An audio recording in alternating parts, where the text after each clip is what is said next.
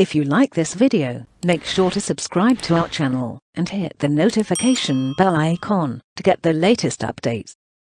Okay. Hi. Good morning, everyone, and welcome to the ZaranTech Training and Learning Academy. And I'm Ashish, the trainer for this course curriculum, and I'll be your friend throughout this journey for this solution manager training and the course curriculum. All right, so I think we already get to know like what topic and versions of the servers we are going to cover and check to see what are the different functionalities and configurations are available. And so as a part of the introductory session, and this has been aligned with the introduction of solution manager overview, and then gradually we will move forward with the the setups and configuration, customizing, and all those stuff which are there in the place. So this is the disclaimer. Everybody should read out that you know as a part of each presentation. This is the disclaimer for this particular course module and the content that we are displaying here. So we have to comply with all the laws, responsibilities, and sharing and credits and things and stuff. So, and then we are starting with the introduction part, and that will cover a little more about the Solution Manager 7.2 overview, what has been done so far, and little background about this. And then gradually we will move forward to the deep dive into the functionalities and configuration of it. So so yeah, I was talking about this particular page, and this is the disclaimer that whatever the content and things which are being displayed over here is a content from ZaranTech, and they have disclaimer. We have put this forward that the sharing and then any further reproduce or something and stuff like that, that has to be avoided by this disclaimer. Yeah, so into this particular today's module, which we can call them as a solution manager overview and understanding. So under this module, we have multiple topics, like 1 to 5 topics probably. So under each topic, we will walk through how the solution manager, where it is right now, and what are the future directions and all those stuff. Okay. So this under module 1, topic 1, we will be covering the brief overview about the solution manager and the crux and the core competence of the solution manager on which it is built for, and it is being used for the, which is ALM, right? Application Lifecycle Management. Then we will also get to see a little briefly before going into, anyways, we will have a deep dive sessions later on. But yeah, under this today's agenda is like what are different processes, formulation, and stuff like that. Then maintenance information, like what is the support, what is the future roadmap from SAP. Many of you might already know, like we hardly have how many 4 to 4 to 7 years with the extended supports and all. So we will talk about little understanding on that, where it is right now and how does it look like. Then we'll try to understand what are the usage rights, like who all can use the Solution Manager product as part of their SAP support landscape.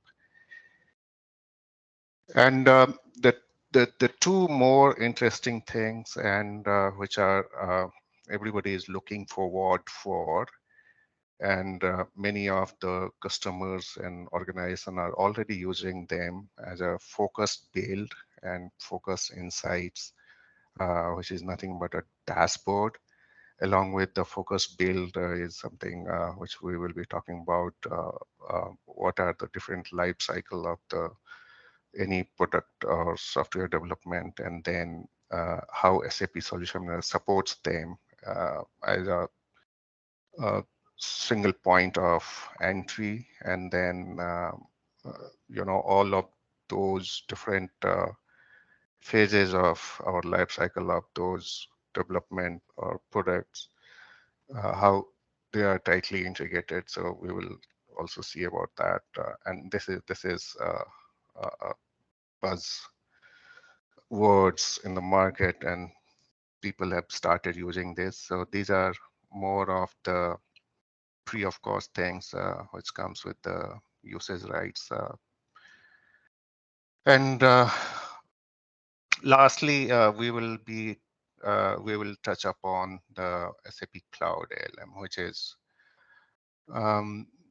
many organizations and customers are tempting, and they are augmenting their existing setup on premise, and how the whole ALM part can be migrated, which is the last fag and discovery for everyone nowadays. So it's like lift and shift, right? So they are very skeptical about this particular topic, and they are getting more exposure.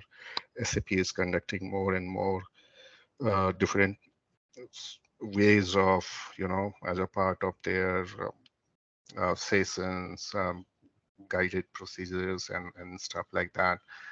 And SAP is emphasizing on that everybody should move into HANA, and if you have to move to the SAP Cloud ALM, then probably you have to have moved to the HANA, and that's the whole gamut of the commercial aspects as well. So we understand that. Okay, so this is the overview of this topic one introduction part, and let's quickly move into that. So under this overview, this is not everything which is included, but yeah, these are the major thing that we will be focusing, deep diving, and in terms of configuration, customizing, start to end, and then see as a support person, how does it look like as an implementation project if somebody is involved or associated with. And at the same time, what if everybody doesn't get the chance to be associated with the implementation unless they have some experience? Few of us are already having, kind of mid-level, high-level experience here, and they can definitely vouch for many implementation or migration which are underway across the globe. So these are the main topics. So the first thing that we are right now covering is the Solution Manager overview. And then we will, talk about a little bit of what all are master data involved here, your system data, master data, in terms of the configuration and all the modules. So we will check to see all these master data part, like the SLD, all those landscape data when you are connecting to Solution Manager. And then we'll move towards the configuration and what are all the basic configuration. Many of you might have already know and done that. But yeah, as a part of for everyone on the same page and same level, we will walk through the configuration part and how does it look like, what are the different aspects of that, and uh, what are the tips and tricks in between, and then there are many things which are required as a patching and notes and stuff like that. So this is we'll see about that. Project management is something which is the foundation, because anything that you work with, that's you have to define some solutions, and then documentation and the project, what project, whether it is support or maintenance or something. So any other functional module like charm or ITSM or some quality gate management, everything will utilize these basic customizing settings and all. So you have to have these particular setup. Then ITSM is again it's something I think the many customers are not interested, not using them as a part of the Solution Manager Center functionalities. But they have a better third parties, ticketing tools and integration. They have open-ended integration to any SAP products, and they are more flexible and things and stuff like that. So, but then yeah, we will see end-to-end service desk, kind of setup and all. So quality gate is again the change management control, then change request management, and process management is something which is process management, and where is that the business process operations.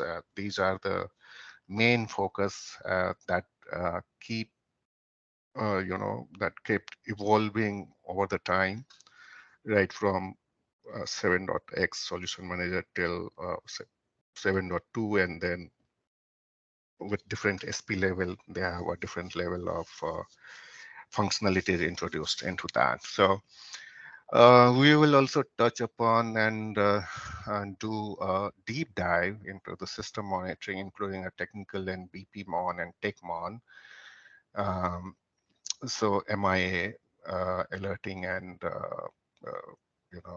monitoring infrastructure and alerting, and then we will also do all these what all templates for the technical monitoring and business process, which is coming a big way. We will see and touch on that.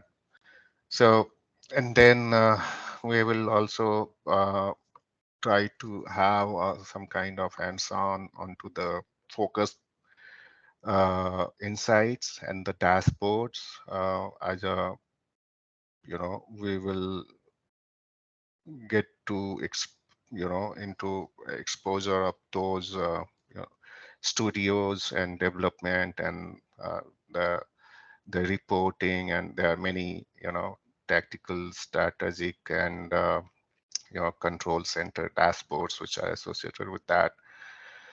And we will also check to see like what are all the, in terms of installation and upgrades if needed, what are the things and preparation, and what are the steps that we follow. Probably as a part of this training and module and session, we might not have much more hands-on session because, yeah, we are limited. But then we will have understanding of what are the things and lesson learned. That is important, because nowadays this is a quite wide open topic. You will get lots of sources, materials, and stuff like that. But yeah, we will get into a little bit of customized understanding around this particular topic. And apart from that, yeah, in terms of monitoring, we have, the some kind of thing. We will also discuss about the customer profile, and then the early watch alerts and all those stuff. If there are a lot of other functionalities which is part of the depend on the usage, right? Like standard product support or enterprise support. We have a lot other modules like test suite is there, then custom code, you know, um, the enterprise and delivery dashboards and stuff like that. But yeah, we will try. These are the main focus, but we'll see apart from these how much we can leverage and derive given the pace and time. All right. So anybody has any questions so far?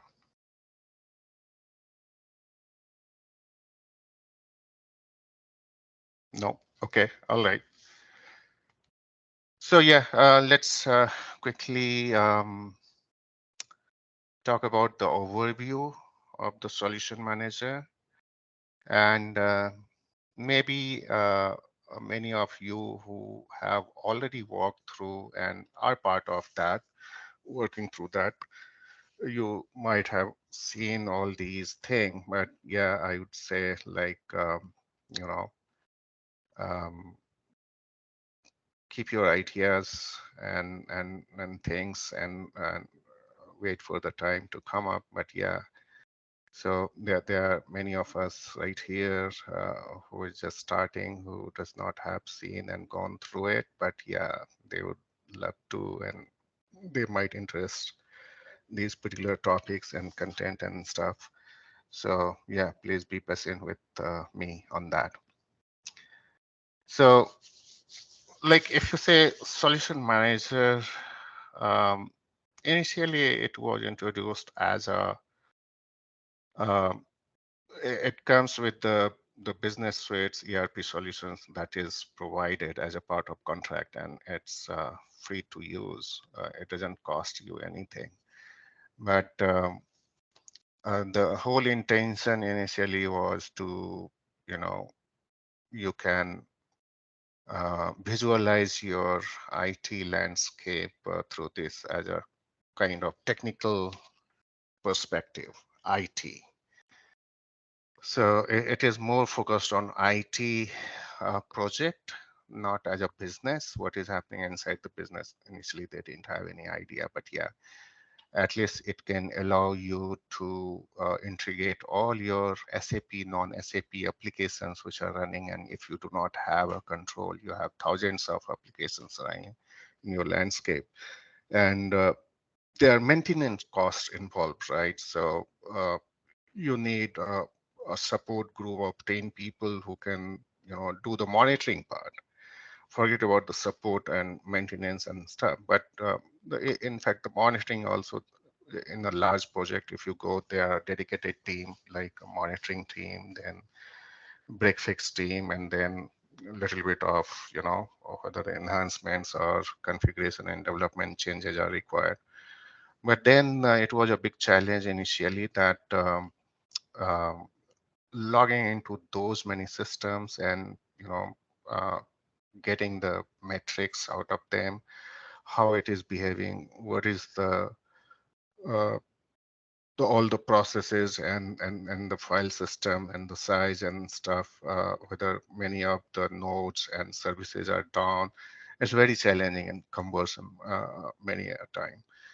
So that actually assimilated the whole prospects you can configure into one kind of a hub, or you can say a factory, where you can visualize everything sitting there as a one, getting into one room, and then you can have a view of your whole IT technical landscape systems. So and then you can you know, also, you know, do lots of innovations within your landscape and business process areas, wherein you can, you know, enhance the functionalities, gather the requirements. Then many things, if you see that are happening and taking time, ready to use, right from the build to deploy, you can automate many things. and you can improve the overall entire system landscape. So obviously, this is a cost-effective solutions that was introduced.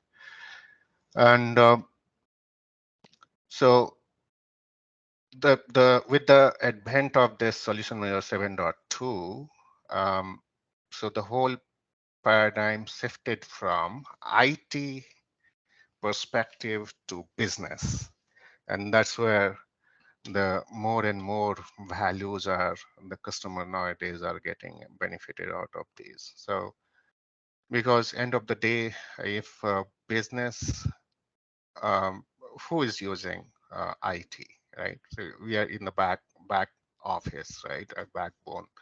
We are just supporting the business. So the any organization top entity is the business. Their mission critical applications which are running and catering to different, in the market, and so different organization-wise, sector-wise, be it medical or kind of life sciences or financial or whatever it is. They all are running their systems on the ERP system, SAP system, but end of the day, they want to visualize, they want to enhance the efficiency of the overall end-to-end process, and then get the benefit out of it. So we are just the support organization to the business, nothing more than that. So the main focus, the paradigm shift with the Solution Manager 7.2 is from IT to business. So until very recently, until way back in 2016, you can say, that's when this Solution Manager was introduced, and 7.2. And before that, it was more of the IT landscape management. That's it, technical stuff.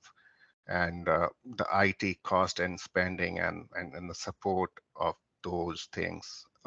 We have a little less overhead on the budgetary and maintenance support side, but yeah, it is not much of the organization level useful entity. So it was a CIO material, but not CEO material. So nowadays they are now path breaking into the, trying to reach out to CEO of any organization, and challenging them that you can visualize your businesses and you can derive the core values and the benefits, and foresee where you are heading to. So yeah, it's good that this has moved to somewhere else, but again, there is a stop which is coming up, like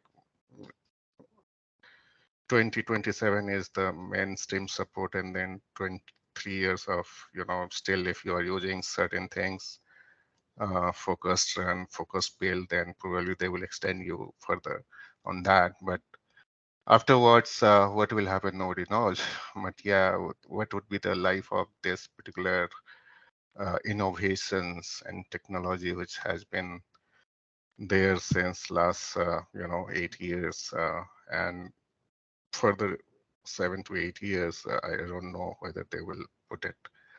But yeah, definitely they may come up with some other technology and support things, but for us at least, we are going to see another era or age of a period of this product doing kind of championship in the market. So for sure it's going to be heard of that all the IT organizations who are running their businesses on SAP. So yeah, so this particular solution manager, you can connect to the on-premise systems that you have.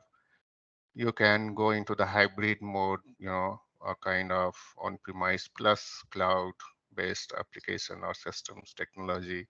It can fully integrate with the cloud solutions which are there, all those satellite system and remote systems which are there. So it gives kind of flexibility that, oh, okay, somebody is not saying that, hey, you have to lift and shift whole on-premise application into the cloud and then only I'll support. That's not the case, and that would be a bit challenging for them as well. But uh, they are they are being very soft in that sense. They understand the customer pulse, and they know we cannot pressurize them.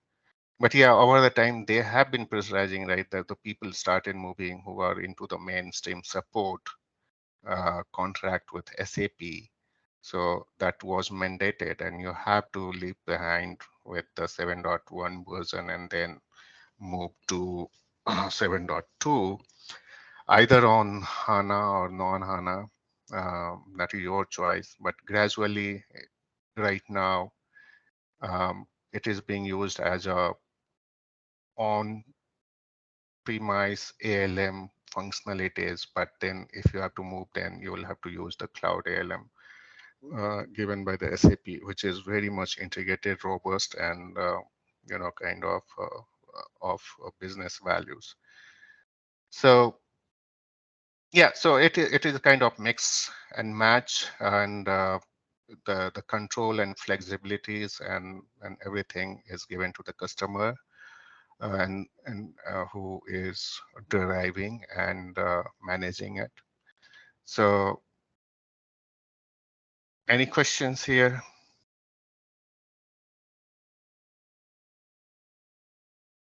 Or you can stop me in between if you would like to add something, and somewhere it is in point of discussion and all. So maybe this is the initial session. Then probably I'm kind of person who would not like a monologue, but yeah, I would be happy and more glad if the things happens in a dialogue mode.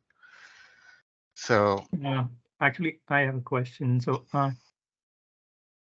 yes, can you please. give an introduction of yourself because I don't see any introduction. Oh yeah, I initially yeah, okay. So um sorry about that. And you should have brought in there. I thought like, okay, my profile and all was shared already, but then yeah. So yeah, I have been into this SAP field for last 16 years, and I started working as a SAP basis support person, um, and then that's where I was introduced to Solution Manager 4.0, and then my journey started with other core basis modules support, and then gradually moved into the implementation projects, and the SAP Solution Manager was my primary focus, along with other uh, technology which came into my ways. I grabbed them and then started learning over there and supported as well. But yeah, I never wanted to uh, leave away with the solution manager. So that was one of my primary lookout while being associated with any organization. Um, so from 4.0, then I get the chance to work on organization, which is a medical organization, and I got to work on 7.0 version from there. And then it was migrated, did the migration upgrade from 7.0 to 7.1, and then the lastly was involved with 7.1 to 7.2 upgrades, wherein I was I was driving the whole effort, that implementation. And it was both a kind of uh, non-HANA and the lately, and one of them were the HANA as well. So yeah, apart from this solution manager, I have been into, when you are into basis, you get to, depending on the project size or support scope wise, you get to be a part of multiple team where you are doing basis, security, and all those stuff. So I carried forward with basis, then did security, and then all those GRC and stuff which came into later on. So again, the the GRC module was I started working from way back, and when compliance calibrator was there, ABAP version, RTAs and all. So apart from the other topics, I have been associated with SAP Solution Manager, the support, maintenance, patching, upgrades, version upgrades, SPS upgrades, and all those stuff. And within these span of 16 years of my SAP stint and background, I got the chance to work with multiple organization, IT organization, and then supported the customer in various different verticals, you can say, um, the manufacturing, then your medical science, then um, you know uh, the oil and gases, and the petroleum company, British, UK-based British Petroleum, and then there are other retail organizations where they're USA-based. Many organizations that I got the chance to work with, and yeah, so that's includes a little high level background about my technical experience and background. All right. Thanks. Which location are you currently in? I'm based out in Ohio, USA. Oh. Yep.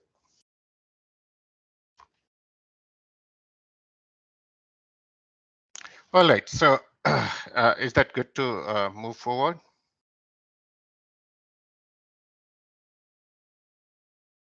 Any questions? Yeah, nothing from my side. All right, sure. Thanks. So yeah, let's quickly understand, like we have been we will be talking through many repetitive terminology, topology about this solution manager, and you will see kind of topics and different functionalities many a times. So that will be over the time repeated, and that is good ways to get familiar with this particular product if somebody has not get the exposure to work on and be a part of or associated with it is good to be introduced with these terminology and topology and all those stuff like that. So we already seen, like, so this is the crux and this is the core of the solution manager functionalities and building blocks. So ITSM is something that you do, end user, if they have some issues in the application or something, directly they can create an incident, request, or problem, or whatnot, and then the support team works on that, and that's where you put that in the request for change. And we have break fix or normal urgent changes or something like that. That's where the charm and things and come into play here. And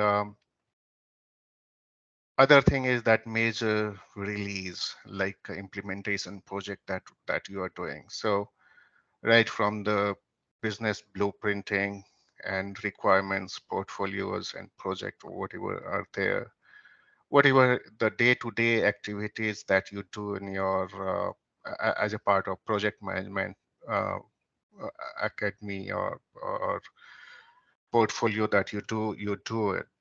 Everything is integrated here, automated, and you have a very beautiful ways of navigation, search, and the hierarchy and the dependencies derived and defined into this particular functionalities of solution manager.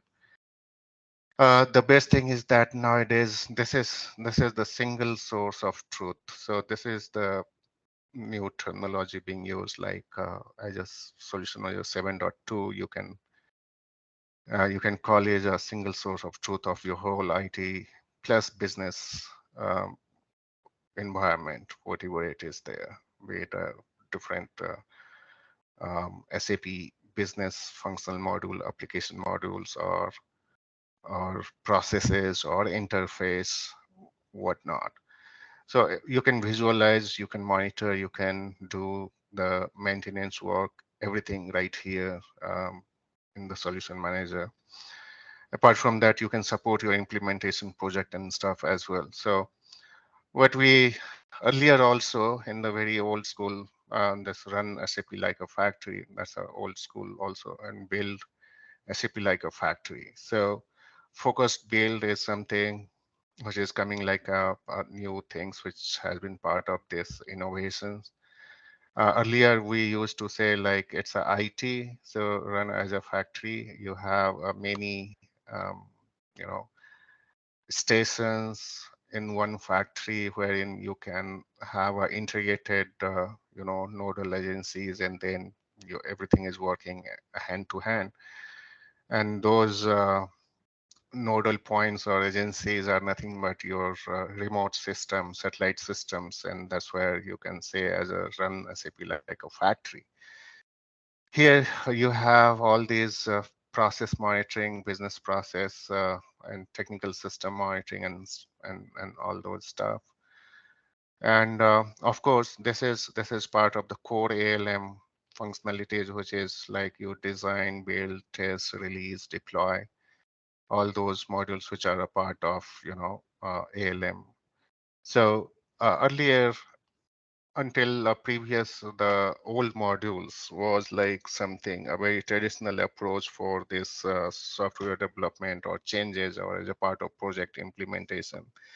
But now everything is moving from classical approach to the focused, means the people are moving into the agile, right? Being agile. So they have incorporated these particular concepts here as well, and that's where they are saying as a you can build a SAP like a factory as well. Okay. So we will have a more understanding when we go into the module, uh, uh, individual topics under each of these particular sessions. So uh, for this overview introductory part, just try to digest terminology, what all are there, so that you will see the repeat terminology. So you will get more and more familiar with that, whoever is not exposed to. But for some of you, it might be boring to see the same thing again and again. So okay, all right. So if nobody has any questions from this, I'll move along. And yeah, so we were talking about the core of the application lifecycle management, ALM, right? So one of the uses, right, of the ALM is SAP Solution Manager, and all of these are which are coming a part of that. The portfolios of ALM is one of the portfolios is SAP Solution Manager, wherein the core fundamental principles of lifecycle management sets, and then on top of it, solution manager, different components and business process and functionalities, applications are grouped into that. So So we'll check to see that how it works on that. So ALM, like if you do some programming, right? So that goes through. What does it happen for those who are new to this particular subject? Um, so you get the requirements, and then you get to derive the requirements into your technical understanding, technical documents, and then you start building. Okay. And you first uh, l- put the layouts that, oh, okay, how the visualization and things will be. So you design the whole architecture, or whatever the application of that, how it look like. And then you start building and testing, and then do the kind of deploy. Then once it is deployed, then you start operating, utilizing them into the business community or users, and whatever the end users. And then gradually, if you see there's some scope of room of improvement, then you again optimize them, and then come back and then again start with the new requirements for the optimization improvement, then again design, incorporate those changes, and it's kind of continuous improvements. So these are the typical, very traditional, 6 phases of application lifecycle management. So whatever the entire end-to-end, the program or IT and software development that you do. So these are the, major broad categories or phases, you can say, which comes under the application lifecycle management. So I'll not get into much into that, because we will come to know about a little more as we move forward.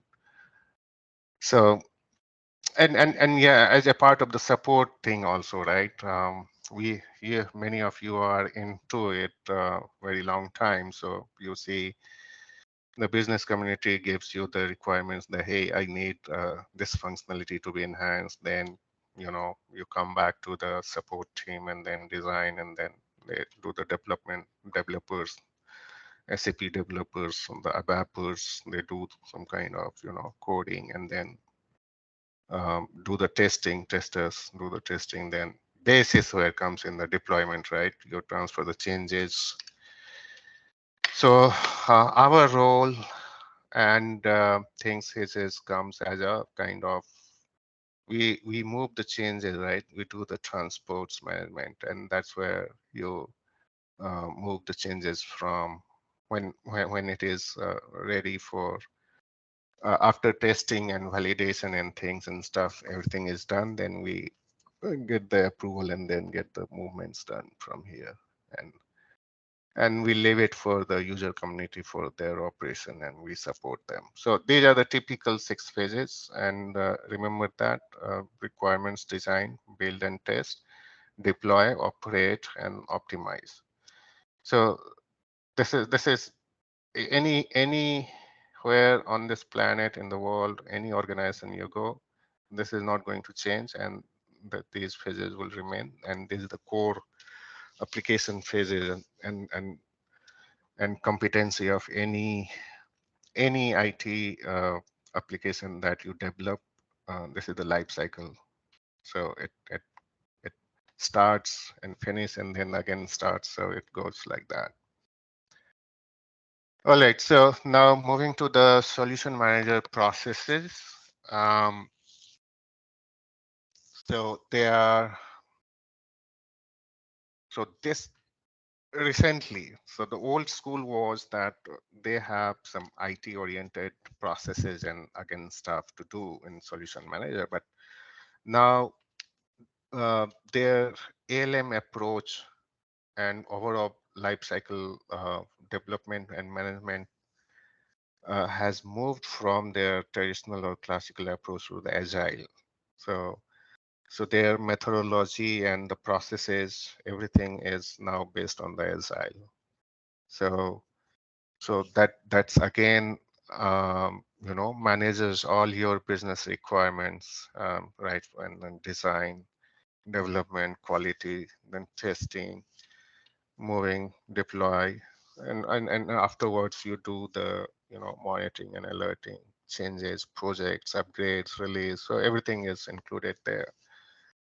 So all the SAP customers are entitled to use the processes in SAP Solution Manager to support their ongoing projects or support their implementation project throughout the entire, you know, maintenance of that particular software technology as a part of their support engagement with SAP or contracts with SAP.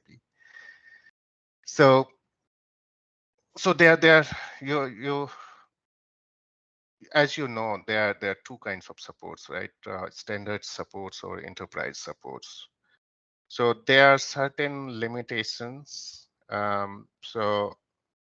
Enterprise, the organization, large organization, who are with SAP as a enterprise support contract, they have more functionalities enabled.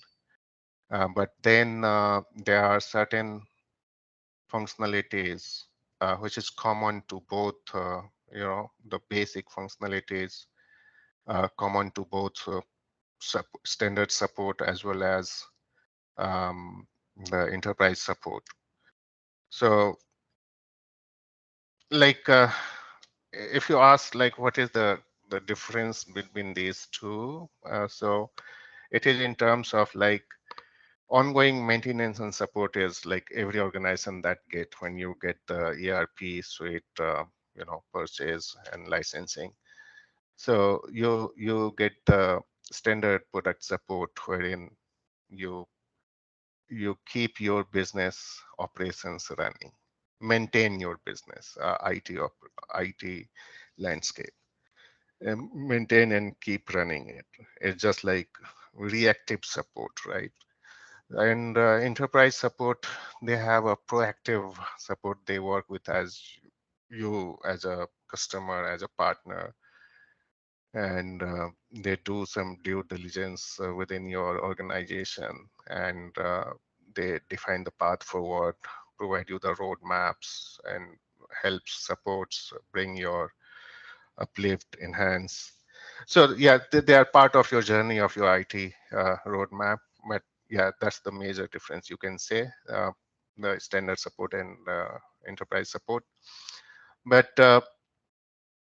yeah, we will get to see like what are the other.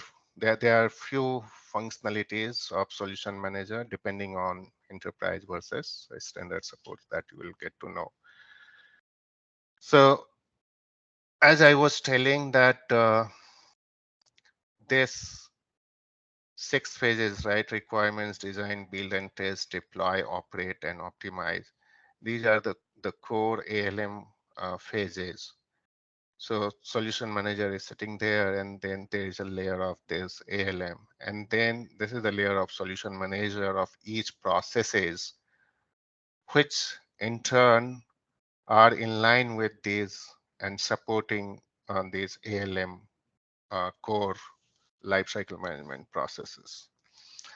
So if you pick up anything, say for example, you are doing upgrade management. So, okay, you do the requirements, then do the design, and then, prepare your landscape. So this follows the core application lifecycle management, phases, any of these solution manager processes. So here you get to see like, again, you'll see like a solution documentation.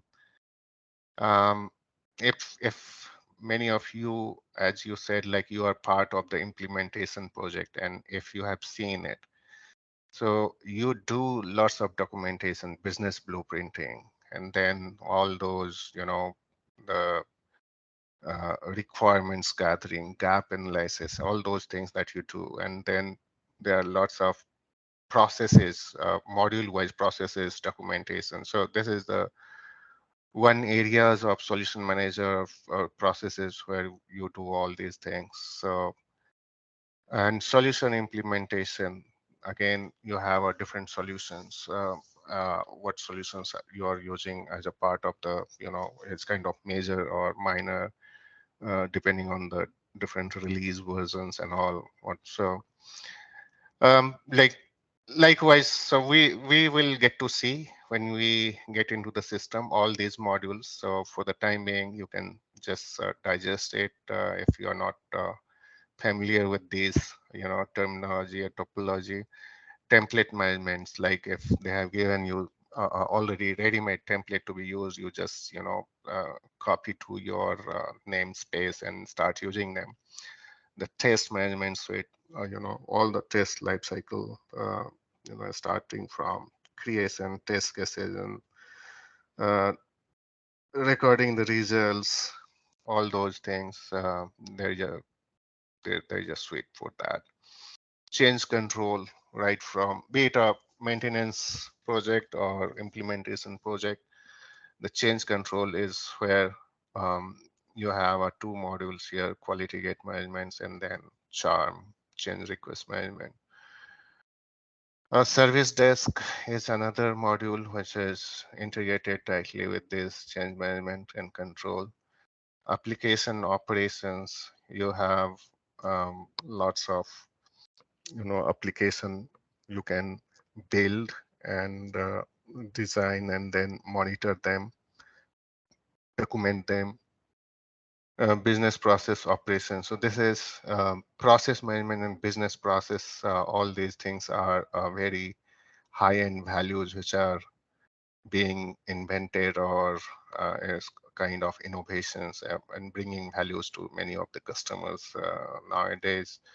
And they have a future forward roadmap to further enhance on these. So maintenance management or strategies, you do the regular maintenance of your systems, many systems, be it ECC, CRM, BW, HANA, your financial system. There are n number of systems, and you do maintenance of those, patching, upgrades, and everything, or whatever is through this particular module of Solution Manager.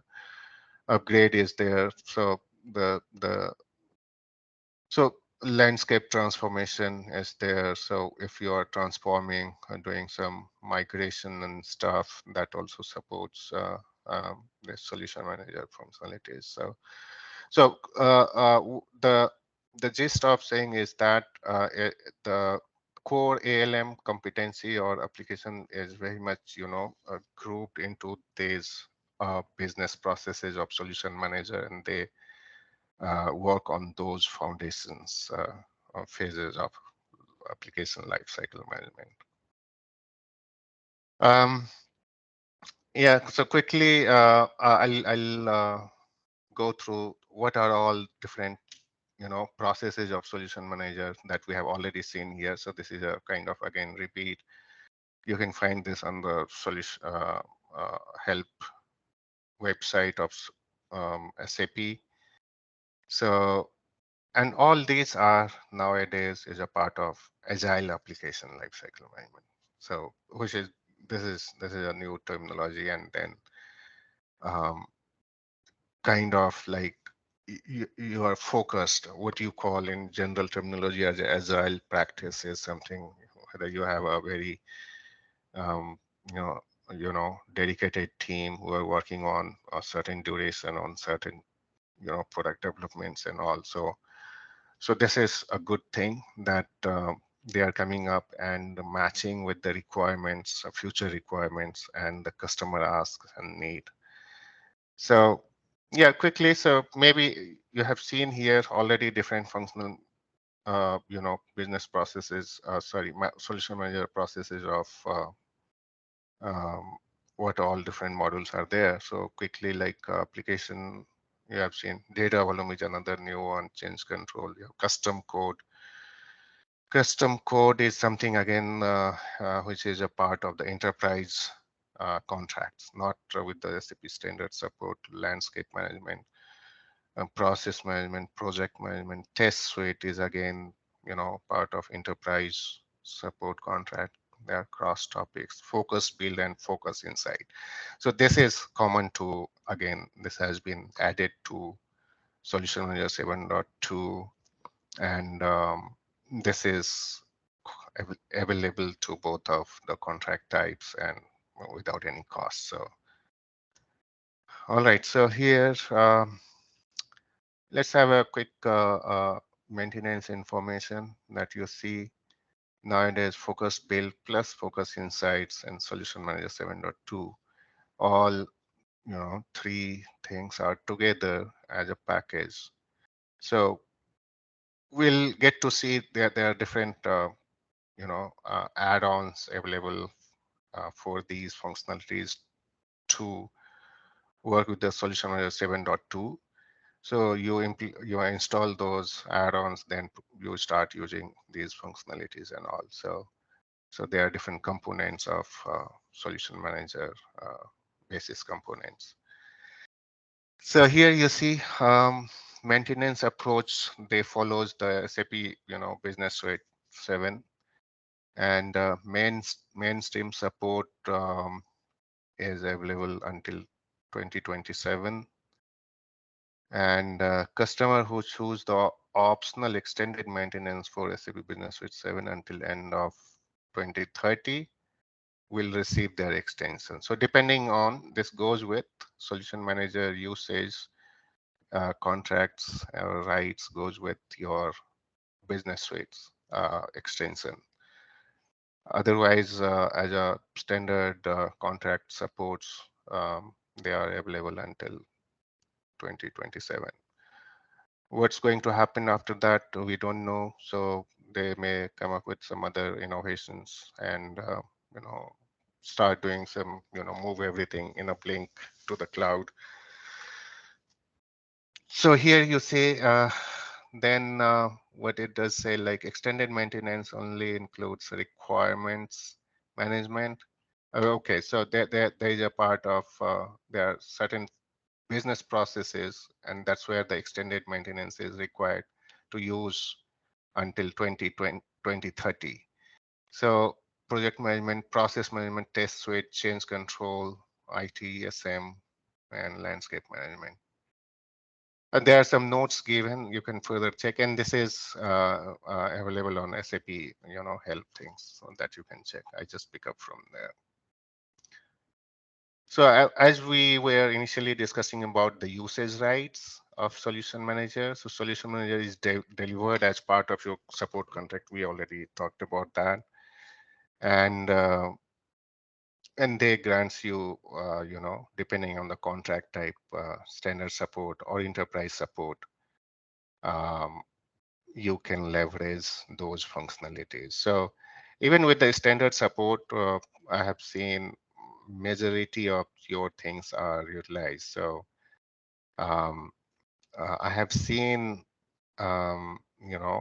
these particular things. It's a big elephant, right? So you hardly use a small functionality of these. I have seen organizations who are just using one or two of the modules, like Charmage, which is very much, audit compliant, and that's where people are, started loving it, implementing, and then that was of interest. But apart from then, there are major other things, because that needs spending as well, right? So the thing is that you have to put those things into the project and efforts, and then you have to implement those functionalities, work with the business and different stakeholders. So that requires budget and the efforts as well. So that's why even you have your already parallel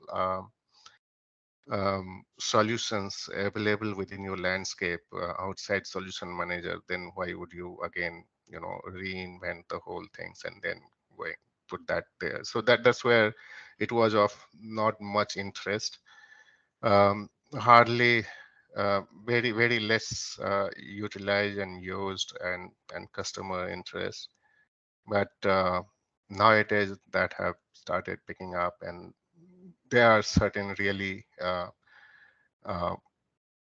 the part, and the solutions or functionalities which is part of it and being delivered as a business value. So that's where it comes like worth investing into these.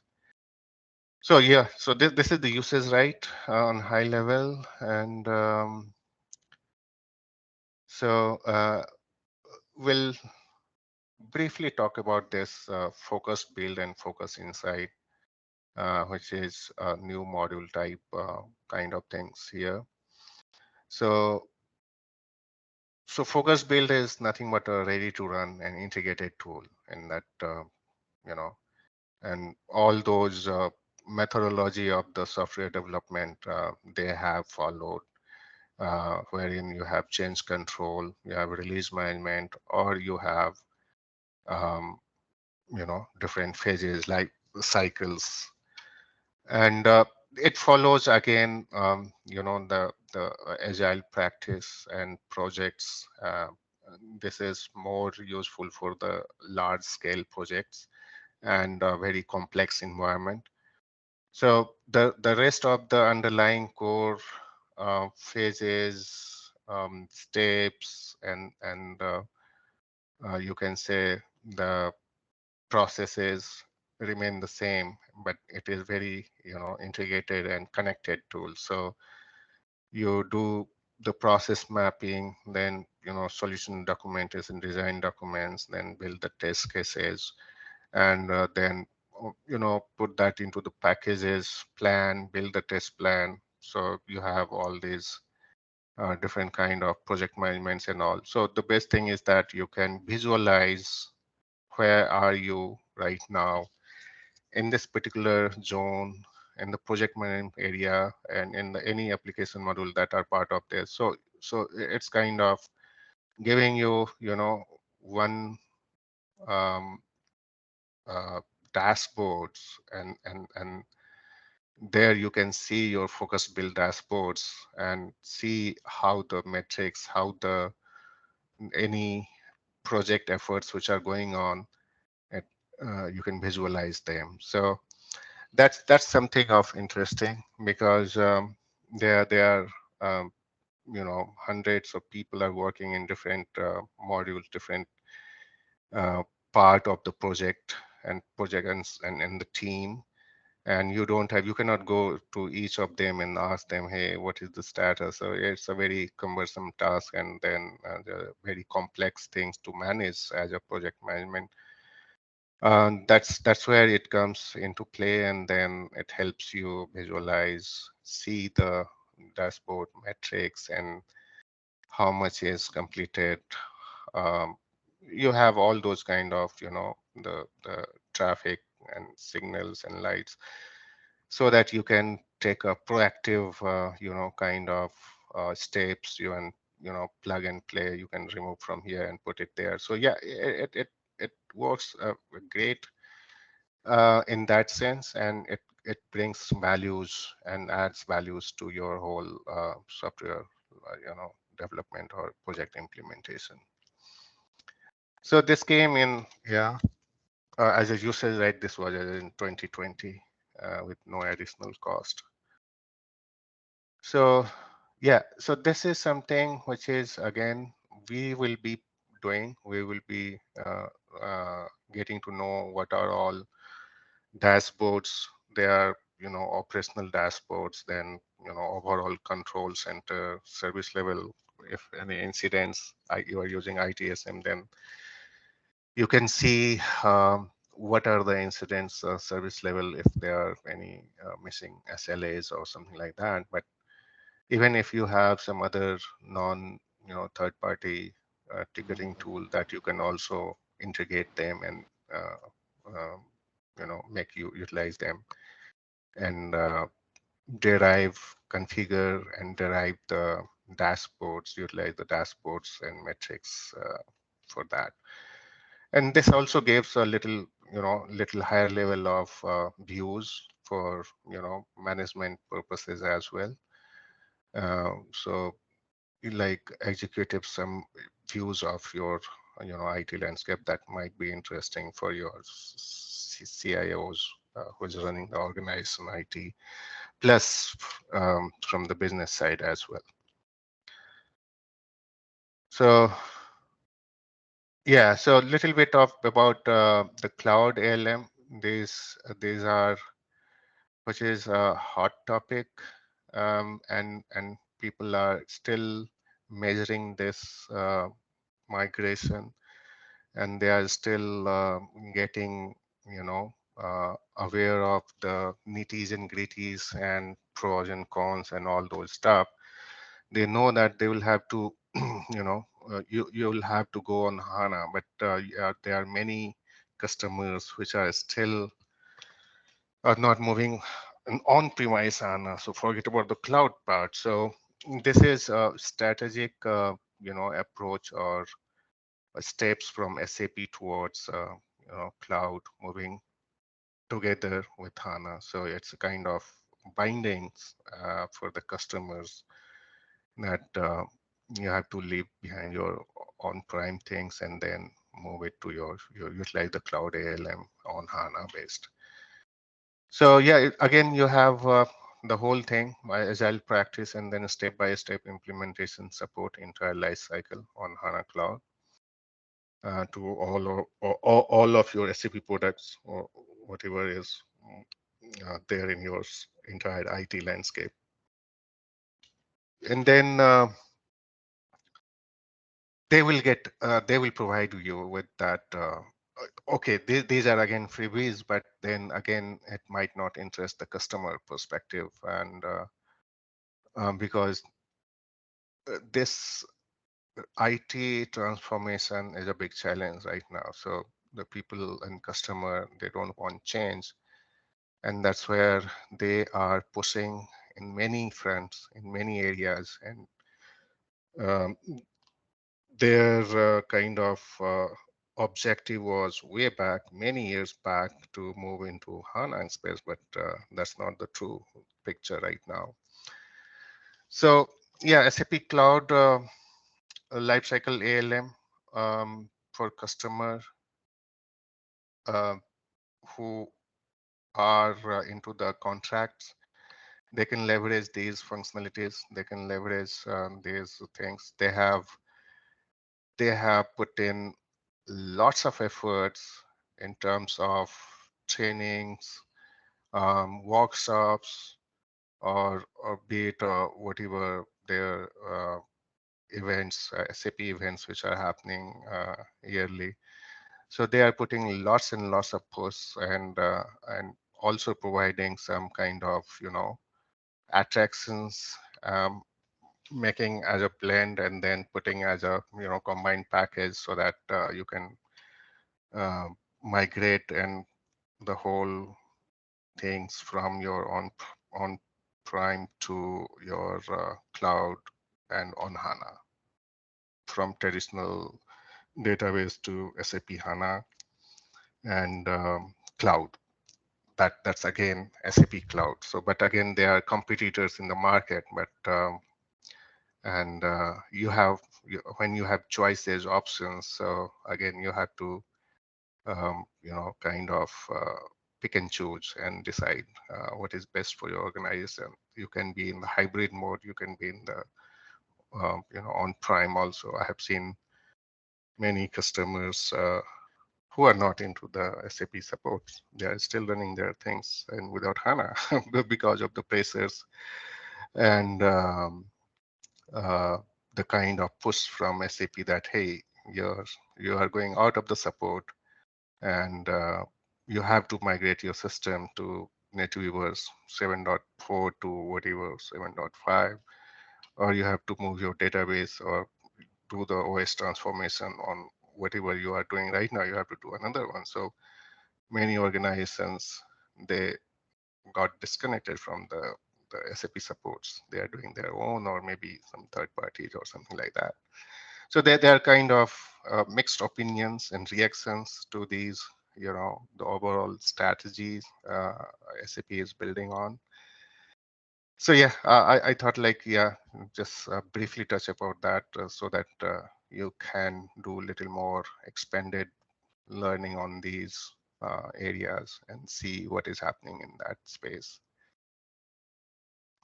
So the key features here, you see managing implementation project, managing tasks, support fit, standard implementation approach, managing users. So these are some key functionalities, which is offerings from SAP Cloud ALM that you can leverage them. So that's the implementation project. The first step is the cloud S4 HANA, the transformation. That is the primary and objective from SAP. And there are some kind of contract bindings as well over there, and so that you can it's not that much. They have very much flexible in terms of that. They are not pressing in that zone, but they are pressing in more of the technology push from your old school to the new school. And that's how they are expanding their customer base overall globally. All right, so yeah, I think about this particular topic, you can have a little more search, learning, understanding, and there are lots of reading materials available, and you can go through them.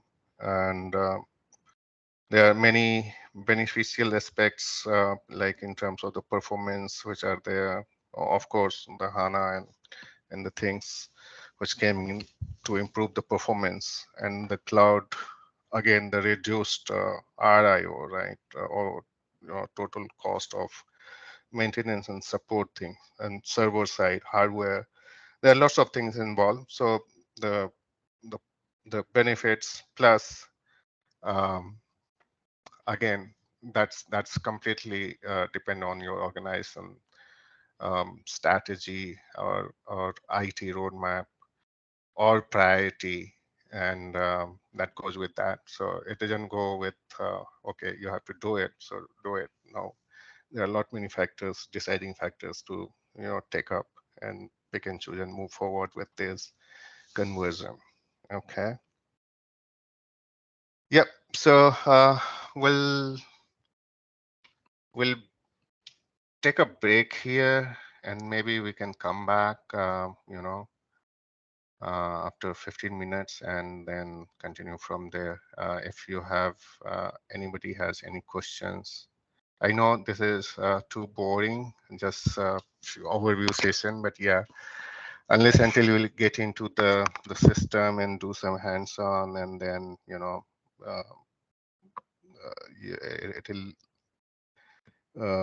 kind of the reading and content and monologue and things and stuff, it's kind of not that much interesting. But yeah, to start with, and for those who are new to this particular course and technology, and that will be, it is good practice that they come across repeated terminology and start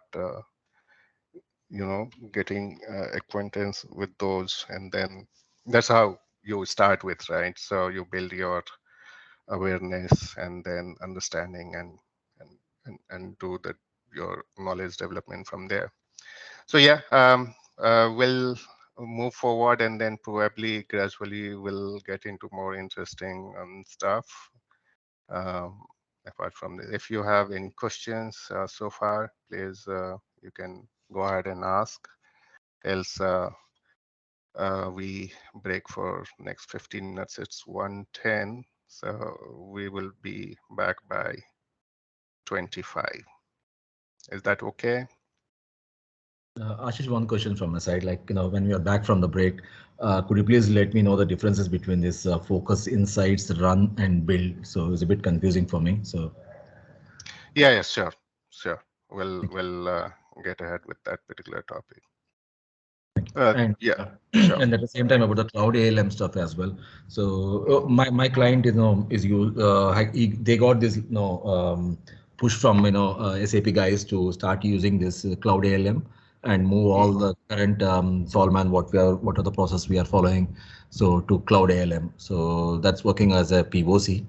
Okay. So need some more help on that, that will Yeah, be yeah, great. sure. Yeah, we have lots of reference there. So yeah, for sure. Thank you. Thanks. Anybody else has any points, any questions? Yeah. Hi, Ashish. Yeah. So I get your questions, and yeah, it is confusing space nowadays with everyone. The customer is also confused what to do, what not to do. So getting back to your the first question, like what is difference between focused build, focused insights, and focused run, right? So focused build and focused insights are part of the solution manager add-on. You have to, if it is not there already, so you have to install one add-on to get these functionalities enabled. And the focus build is more for if you have multiple teams working on implementation projects, say for example building some implementing some module and working on different you have testers, you have developers, you have functional consultants and all. So we are mixed of team working on the different entity associated with the project implementation. So right now, traditionally, what we do is we have a tracker as a project management part. We do the tracking and take the stock of the situations, where it is now, how it is happening. And so all these things are part of that add-on installation that you get. And you can build the hierarchy, the project hierarchy, solutions, and project documentation, and and define the different phases, deliverables within that space. And then you can generate some automated reporting and dashboards. So yeah, so kind of like the build is more into the implementation part, wherein you have visibility across all the objects, the teams that are working, what is the timeline, where which portion of that project we are lagging behind, what are the scope to improve, what are the critical path.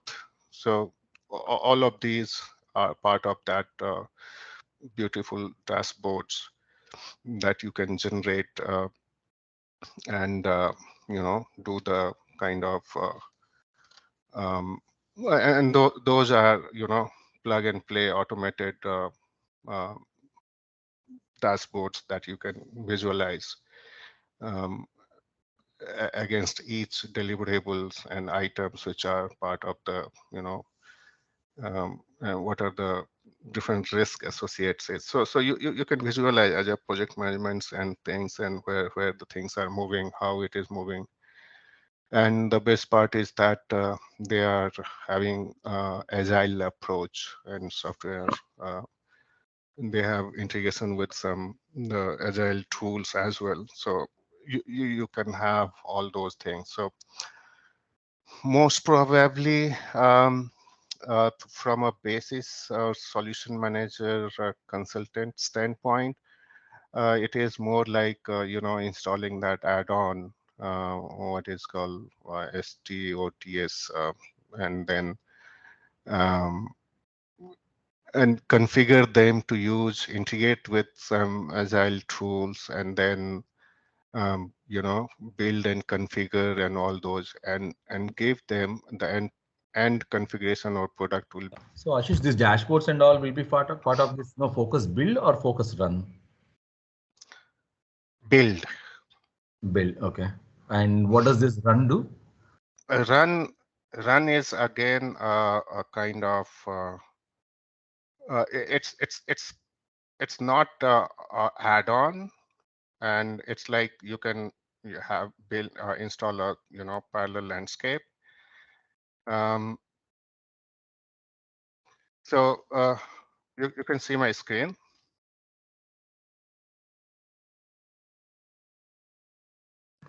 Yeah, nothing is loaded so far.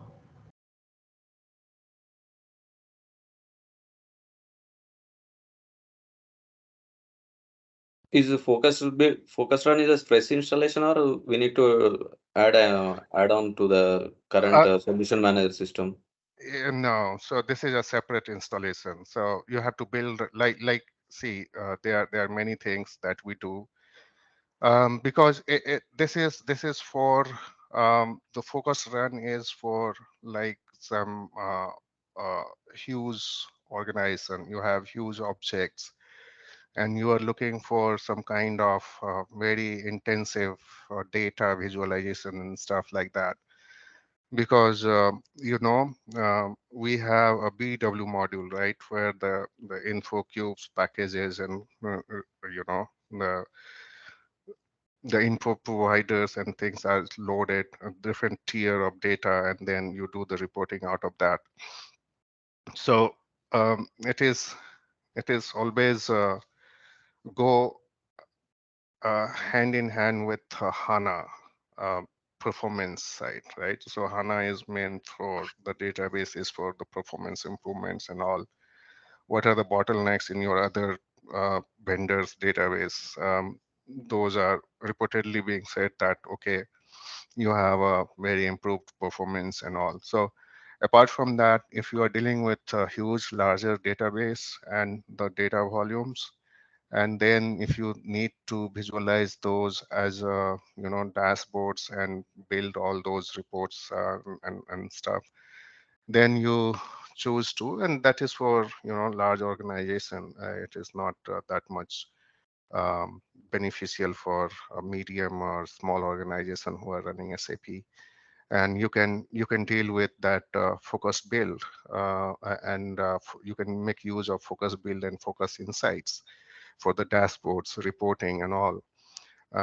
The insights is again whatever the day-to-day operation and landscape visualization you have, the monitoring stuff. That all these things you can um, build some custom reports and then visualize them. And the focused build is again for implementation part. So light and medium, you can say, you can make use of these two, combine these two, and you should be good to go. But some large organization who was dealing with having different geography, multi-geography businesses, and they have a big data volume, and they want to do some complex data messaging and then reporting out of that, because it takes a hell lot of performance issues, right? So yeah, so that's beneficial for those organizations which are very large scale and the data wise. And then you can have a parallel system build for focus run, which is a fresh installation. It's not part of the solution manager. But focus build and focus insight is an add-on to solution manager.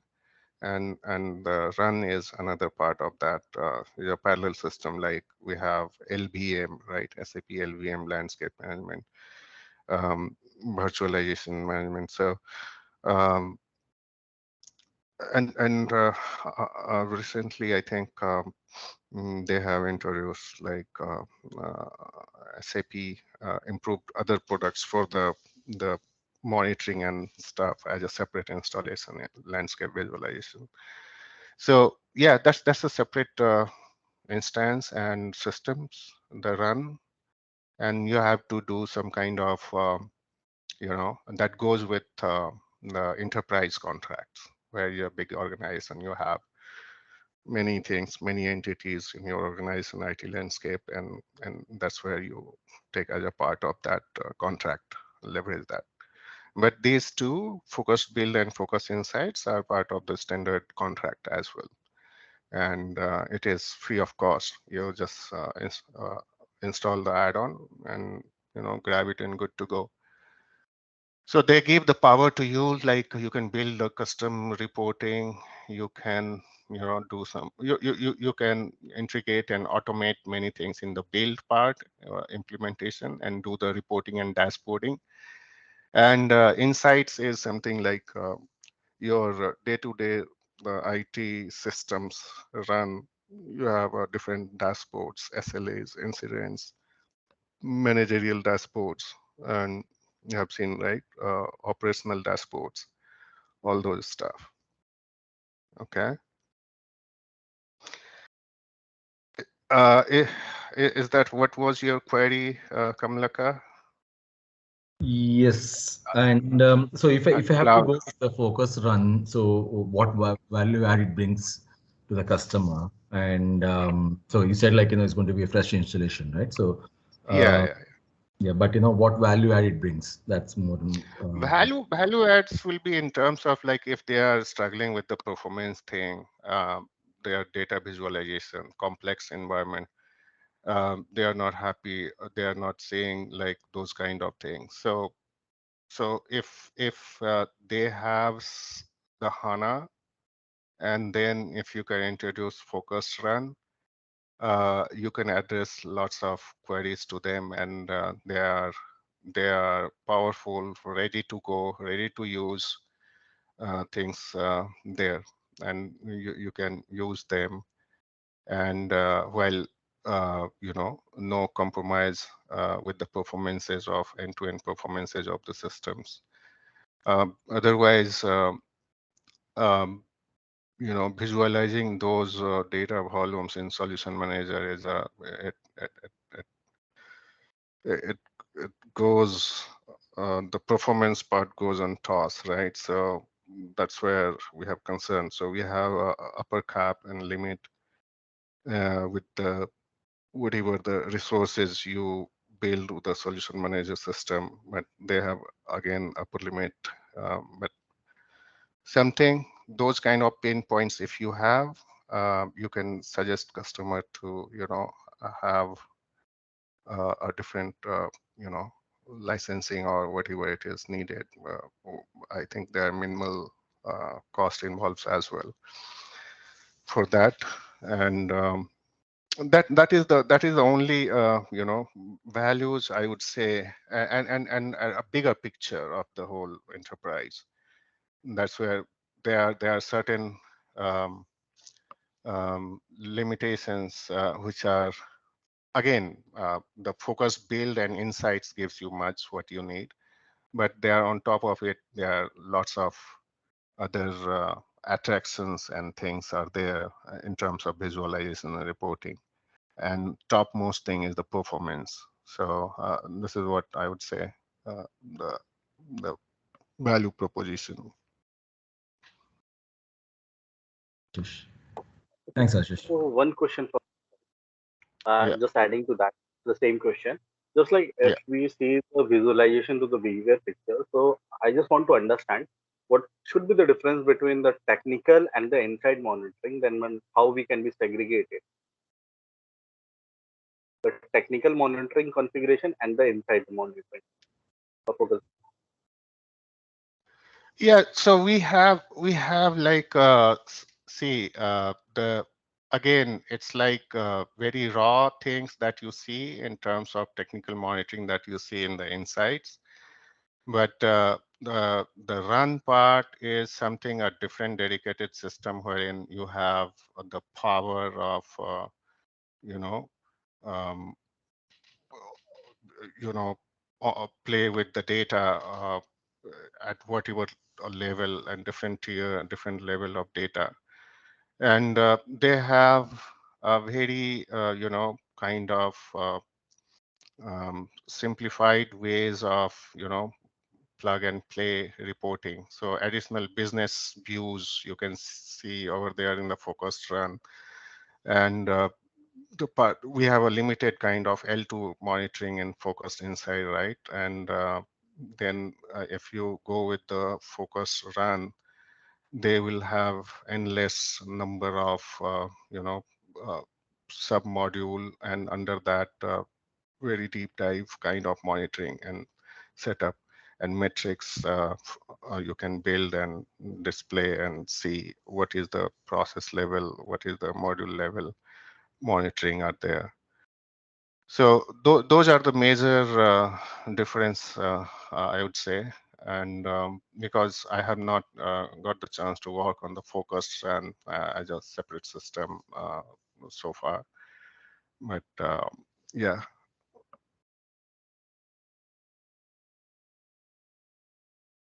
Okay, thanks. So yeah, I mean, if you are dealing with the data volume, right? So the data volume is the big things, right? So if you are reporting out of 100 TB of database size, and you're reporting out 10 TB of database size, so that makes the difference, right?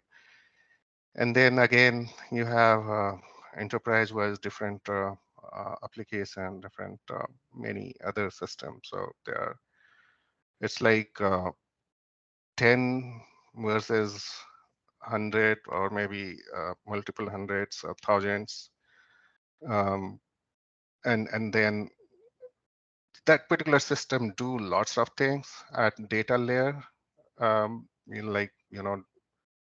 do some compressions, whatever the suggest you, the archiving and all.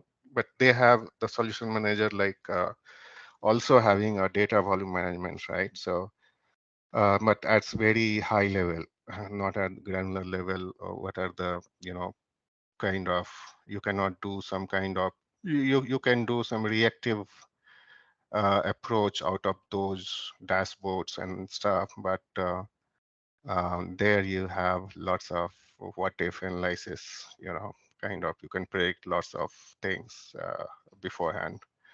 So those makes them a little different, attention and care and investment. But yeah, these are the major things that I would say. All right, so coming to your, you said where does this ALM thing stands, right? Kamlakar? Yeah, Ashish. Yeah, so SAP Cloud ALM is again, it's kind of push, given that they have given the mandate that you have to retire or your mainstream solution manager. Then what to do with solution manager? You have invested lots of efforts, and you have lots of spending, you have configured, enabled, you have made the whole IT landscape operation very stable, and it is running, and after suddenly 5 years, somebody is saying, hey, what to do? You have to get rid and shut it down. Then that's kind of strategy or tactical approach SAP is having, that everything you have to move down to the HANA-based system and cloud-based ALM. Because the SAP Solution Manager ALM and Cloud ALM, they are altogether different. So, and it's not like you upgrade, migrate, or something. So they have, you'll have to implement that particular Cloud ALM as a fresh new build installation and all, and then do some offline conversion of your solution manager objects and setup and configuration, and then move them and migrate them to the Cloud ALM, because they're the core operational principles. They are changing. They're different than solution manager ALM that is there. So this topic is still a little gray area, because we do not have many success stories to refer to. but this is a mandate, and this is a very aggressive timeline. People are just thinking, customer is thinking what to do, and they are living in the limbo, and that's where SAP side, they are trying all their best webinars, sessions, and all, and making that particular platform more, less disruptive, the migration path, and yeah, and they are providing the tools and technologies and supports a very seamless kind of object translation and migration to the new ALM functionalities. But their usage rights are still part of that their SAP ALM portfolio, because SAP ALM portfolio, under that there are three things which are there, right? Solution manager, then cloud ALM, then we have all these the focus, build, and insights. So again, that would be a kind of you have to have mandated, like you have to there is no hybrid kind of situations wherein you can be here in the partly in the on-premise and partly on the cloud, but it's like lift and shift kind of arrangements they are making, and they are making sure all your systems and things are migrated to you are introducing your HANA, because right now you can run Solution Manager without HANA, right? So you can go with some other, non-HANA database as well, but still you have options. But there, you don't have any options, so you have to be migrated to the HANA and introduce HANA in your landscape, and then gradually, move everything there. So it's a little challenging from the customer viewpoint that they are not able to digest it and visualize it, how my very nicely configured Solution Manager 7.2 at this stage, I'll have to break it and then, move it, everything there. But if you say like there are differences in terms of the functionalities as well. There are few functionalities which are there in Solution Manager, but which are not part of the Cloud ALM, and mix and match. And they are claiming, SAP is claiming that this is more robust, and you have very tightly integrated, processes, applications, and stuff. But they are also offering that everything will be it's not your headache, right from arranging the hardwares and then all those setups, data center and stuff like that. So they are saying like you have very less efforts, and you can easily take it ready to use, and you can go ahead from there. And their overall the delivery and services which are part of the Cloud ALM are very much tightly integrated. And all these monitoring and the things which are part of that, the builds or the run, even part of the run also, you need lots of spending over the agents, right? All the systems and all. But they are also claiming that, okay, without, agents also, there are some connectors and that you can utilize them, and without them, you can simply start do the monitoring stuff. So, yeah, so you are completely moving to HANA, and then you have more power compared to what you have now in Solution Manager. And there are some functionality wise also, there is a improved or advanced functionalities as well, which are planned. Ashish, so do we have two versions of like in the ALM? One is cloud version, another one is on-prem version, or we have only cloud version here? We have only cloud. Okay, so then our on-prem systems need to be integrated with the cloud, and so that we do this migration stuff, the Solar 01 data, whatever the projects stuff we have. Everything, and their structure, what we have in on-premise SAP Solution 7.2 LM and Cloud LM, they are not like 101. They are not mango to mango. They are mango to apple. And that's where the challenge comes, right? The translation and things. And SAP is claiming like they have road runways. You just start, and then you prepare your data on Prime and just push it and leave it on everything on us. And we have the conversion and tools and supports, and we do the everything seamlessly. So yeah, the all these ALM methodologies, core competence, everything had changed there technically. So you for visualization perspective and setup, probably the Unicode or their code entity and the platform build, they are completely different. They are completely out of sync. So, but usage wise, end user or administrator or something, you won't see much differences. But it is mainly like you will have to deal with all these Fiori apps, right? And here you have to get away with these all GUI, graphical user interface, or whatever you can, UI5 things. So it's completely the Fiori tiles and stuff that you see. It's more of like recently you might have access a service marketplace, right?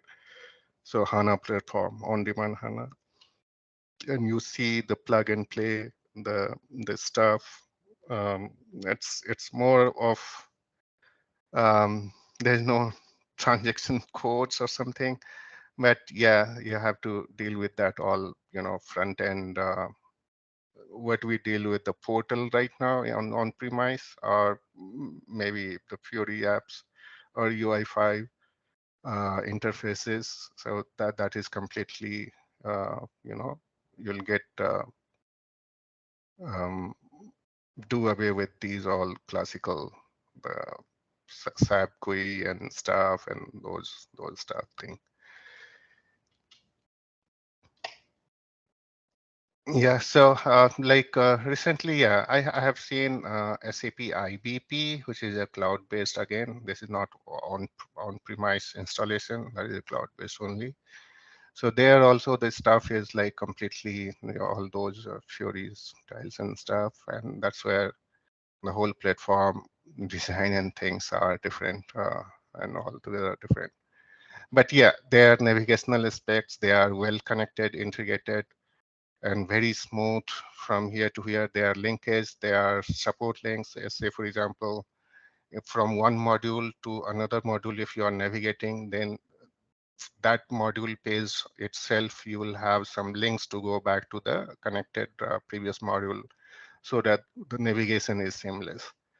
So it's not, kind of, but yeah, so if somebody has not very much familiar with those kind of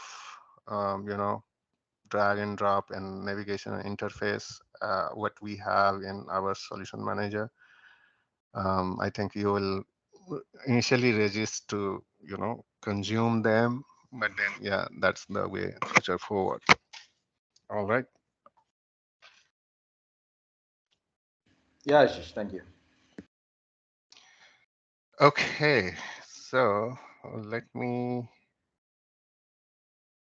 quickly get into the system to give you some view of the things, the repetitive things that we are discussing right now, so that So Ashish, yes, Please. Karthik here. So, I mean, see, it looks like we need building blocks, right? I mean, see, most of the people here are first time entering into Solution Manager. So, Shravalika, Shireen, and Shubham, and Anshika, I think she's a fresher. So, I mean, we need building blocks kind of thing. So, is there, I mean, any such, what do you call, building? Like in the sense like how to start as a beginner or in the support initially, right? You directly do not jump into the implementation and all those big buzzwords, right? So yeah, we will have some kind of thing. So both mix of that. So I'll have the support perspective. If some module we are covering, configuring and all those stuff, then we will have the support perspective as well. Oh, okay, what are the things you do in the support and maintenance project? Say, for example, somebody has been there, done that, all the things are functional. So charm is working. Now you are supporting, right, the day-to-day activities. So say, for example, some, the support determination you have to change, and some things, say for example, delegate the approver. If approver is now, you have somebody has left the organization, then somebody have to put those things into those kind of fixes, support as a part of that. So those delta changes which are to be so yeah, we have those kind of perspective and views going forward as well. Like what I mean, would I was be hoping. the kind? Yeah, I mean, let it start from what we call a starting phase, and then move on from one block to another block, so that it seems like something is building towards, let's say, a certification or as such. Yeah, sure. So yeah, we will align the different blocks in the sequence, so that this has dependency, right? Okay, you cannot directly jump onto the charm and then start configuring and utilizing. Before that, you have to do lots of things, and you have to set up lots of master data, and many customizing you have to put in place. So yes, we have the flow of the modules or blocks, and they are interdependent, and we will be going through that flow, and of course, as you said, like in line with the whatever the certification courses and all. So yeah. All right. Yeah. All right. So yeah, let me quickly jump onto the what is that?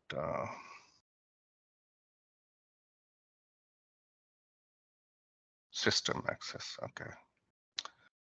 So quickly, we would like to check to see. This is our solution manager, S72. You can make note of it. And I'm not sure if you have been given access to this particular server so far. Can anybody confirm? If not, then we'll have to add it. Okay, we'll walk through that, and everybody is supposed to have access to this remote server. Okay. Just a while back, we received some email on this. Okay, with the credentials. Okay. All right. So you can check and validate, maybe and confirm if any issues. There is a support team. You can put your queries over there, but ultimately you will get the credentials and you will come over here, s4hana.estservers.com, and there is a port entry over there. So this is our logon pad, and I will introduce few of the terminology, a little basic understanding about SAP. What is SAP? I see one or two of our colleagues are having no SAP backgrounds or just starting. So I would say you should start learning some basic understanding and stuff about SAP, like when you are into the SAP. So there are few basic courses and online things which are available, like they are course module, and you can refer those. ADM courses like ADM 100, which is a web-based understanding, and that is what I would say. Even you can go a little, you can take a step back, and then you can say there's another module if you are completely unaware of the screens. What are these SAP logon pads and stuff? What is SAP? What is client? What is client server technology and stuff? How the SAP screen navigation looks like, and basic stuff. So there's another course module for that, which is readily available. SAP Tech, something called. Anybody knows like what is that course?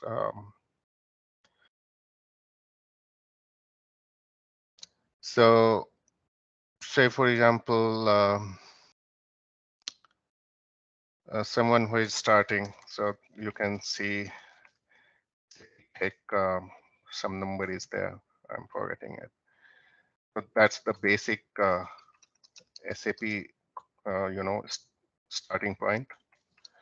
Then whoever is starting as a basis or SAP in basis, forget about the solution manager. But before that, as a basis, if you are a fresher, if you are starting, then you must start learning, understanding SAP ADM. So this is about SAP, administration basis, which is ABAP based system. So at least if you are starting, you could start with these two courses, and then the rest of the things applies similar to what one SAP to another SAP, or be it solution manager. So rest of are the same.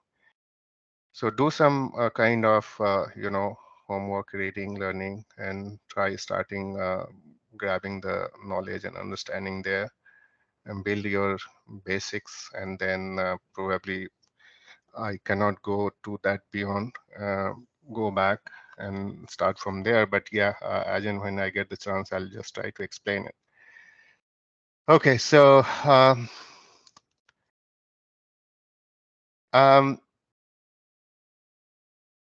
so like see, the thing is you would need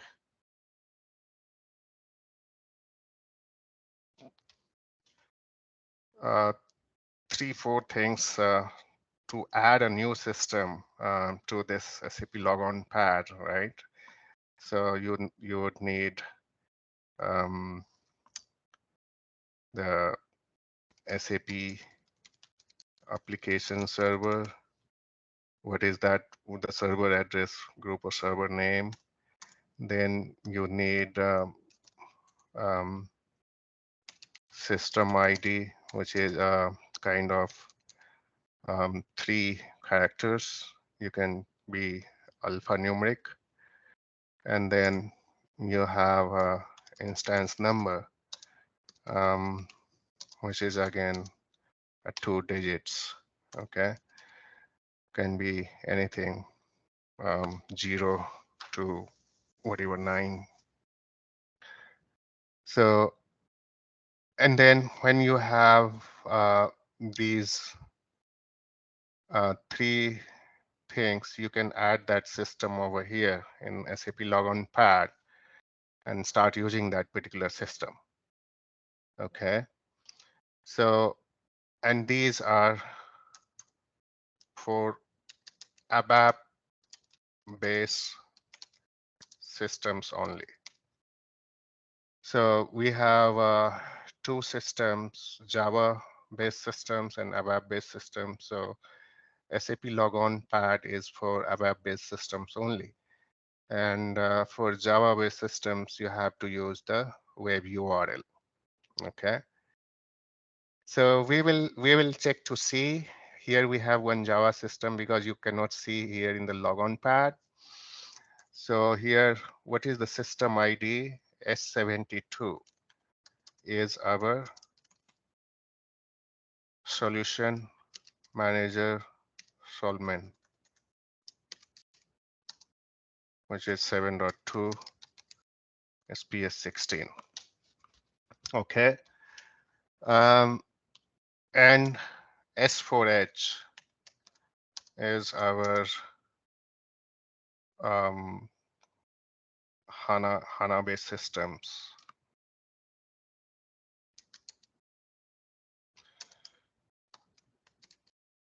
ABAP HANA. Then we have J72, which is Java part of Solution Manager. So we will have to make use of all these three systems for our entire sessions, training, configuration and stuff, make use of these. Wherein we will be saying that this is our Solution Manager, and you can consider these two as a satellite system or remote system for which we want to configure and monitor them or make use, do the maintenance and upgrades or whatever it is, patching.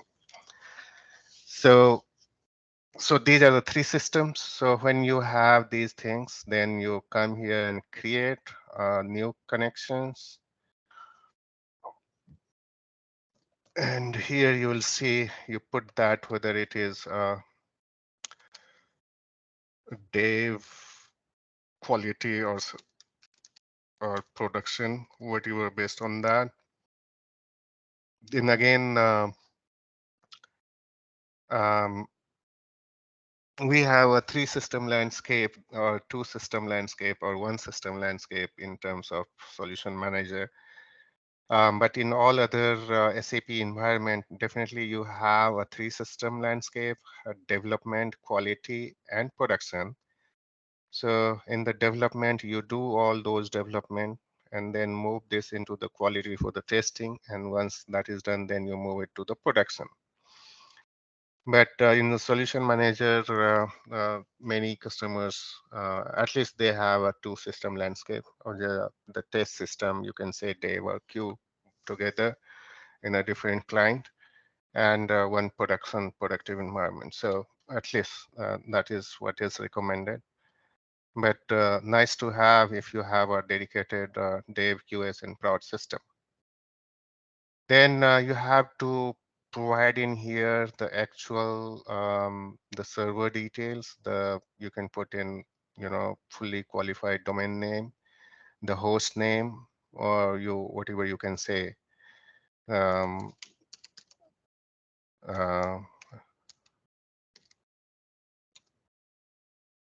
Yeah, server address or whatever the hosting it is. The instance number, whatever you have built during the system installation you have given. It can be 0001, of your choice, whatever it is. So you put that 2-digit numbers and system ID as I said, like it's a 3 characters alphanumeric. So and that is that once you have all these three information, you can finish the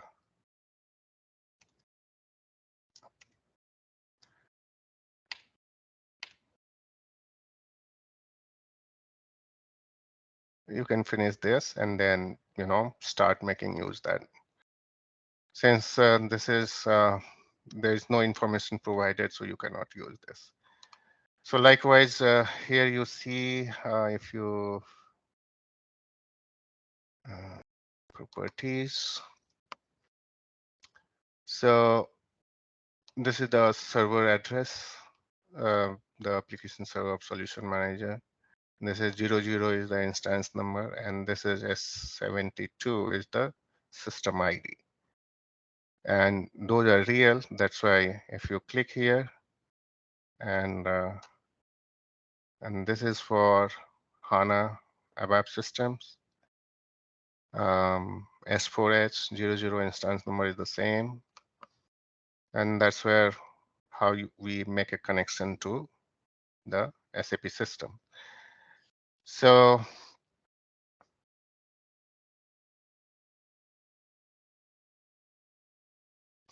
here you see they're a little bit different. What system, client, user, program, transactions, and stuff like that.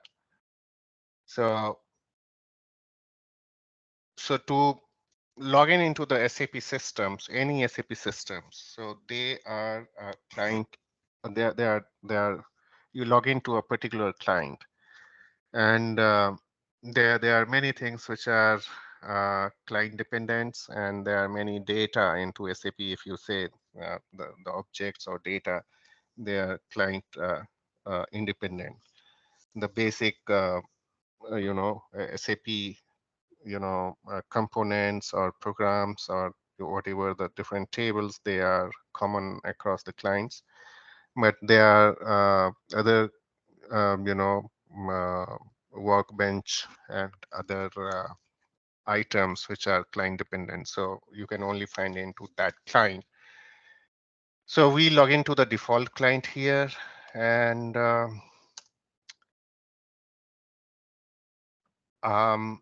I believe if you have received the credential for the servers, then fine, you try logging into that. And if can someone confirm if you have been given the credential for I think for SAP systems as well, or is it said something like this credential is for all the systems access? Yeah, Did anyone received. Oh, what is that?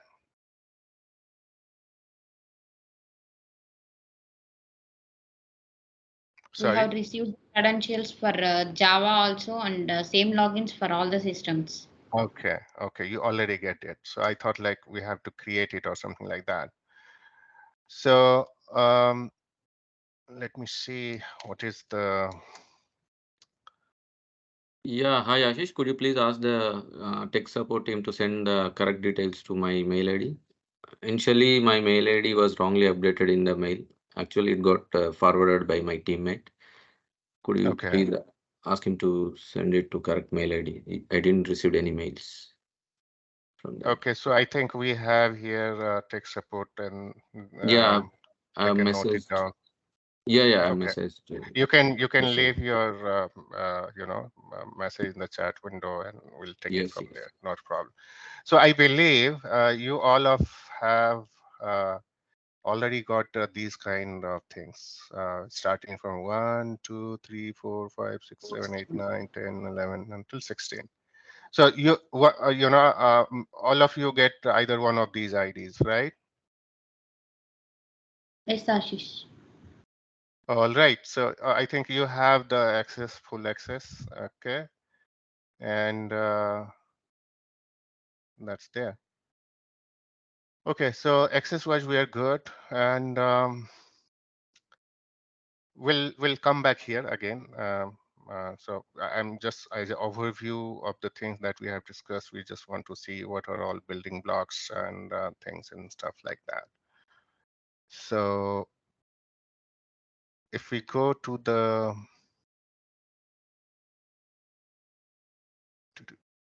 what is that?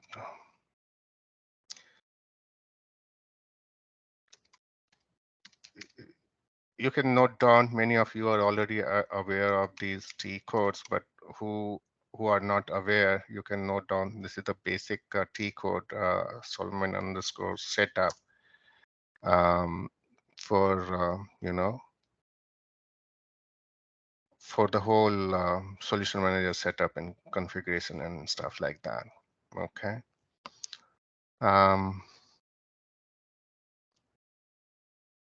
Yeah.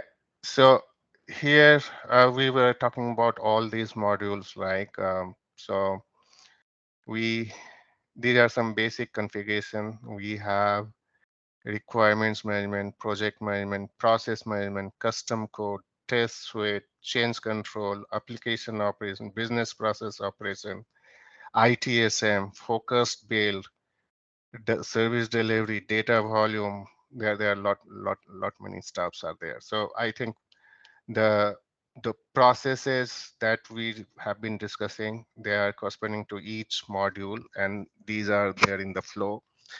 And we have to, start utilizing, in the sequence of these modules, and then consuming, configuring, and then start using them.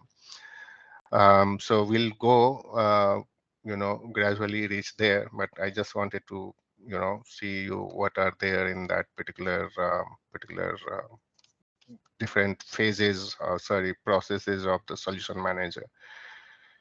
Apart from that, you can launch this particular, what is that, Fiori based. What does it look like as a cloud, similar kind of thing. Here might not be everything available, but let's see what are those here.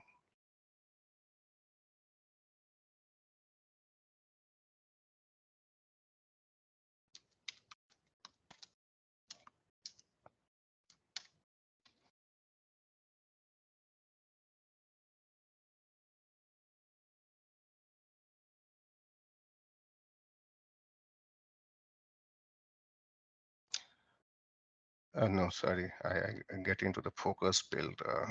That's another.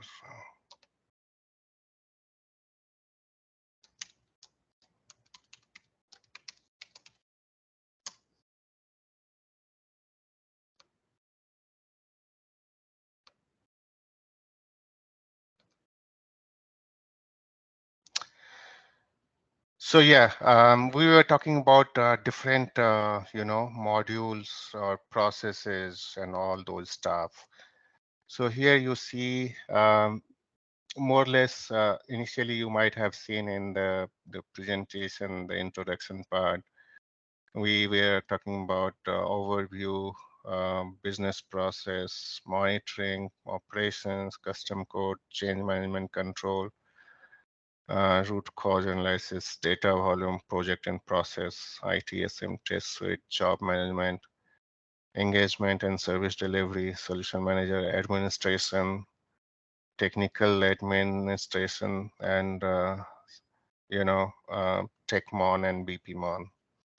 So under each of these, there are different modules and things. So for example, if you come here, you will see under this particular change and request management, quality gate management, um, um, we are not able to load these tiles. Probably that's because the things are not configured yet. Okay, so as and when we move gradually the module wise, we will come to know like the things and stuff would be more functional. So all these are called the still the old concept like work centers, or you can say apps. And this is so these are role-based apps, and whatever the apps or work centers that we have. So solution manager has got different roles, like project manager role, then developer role, then we have testers, then we have IT administrator, what we call as SAP basis admin. So all these work centers, because you would like to, in actual environment, you would like to control the only work centers are assigned to the person who they are supposed to work on, and not everything, right? So that's where the role-based work centers are there. So all these function and the tiles that you see here is basically nothing but the roles.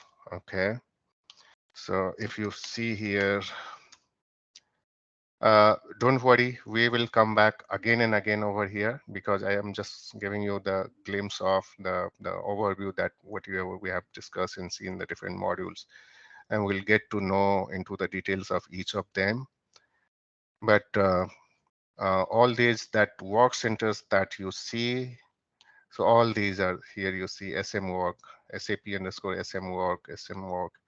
So basic, so we have change management, configuration, root cause, data volume, implementation. So it's these work centers that you see here, these are role based on your backend SAP role, and we that enables you these tiles appears on this particular launch pad.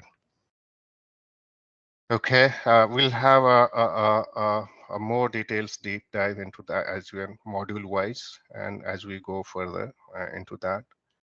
And yeah, so and this is the solution manager server, and then we'll have upcoming sessions and all. We'll have technical understanding around all these systems, what versions, what components are involved, what is the first thing that you install, and then what are the add-ons that you add. So we'll have all the details, look into all those details for sure. So now let's get to the another system, which is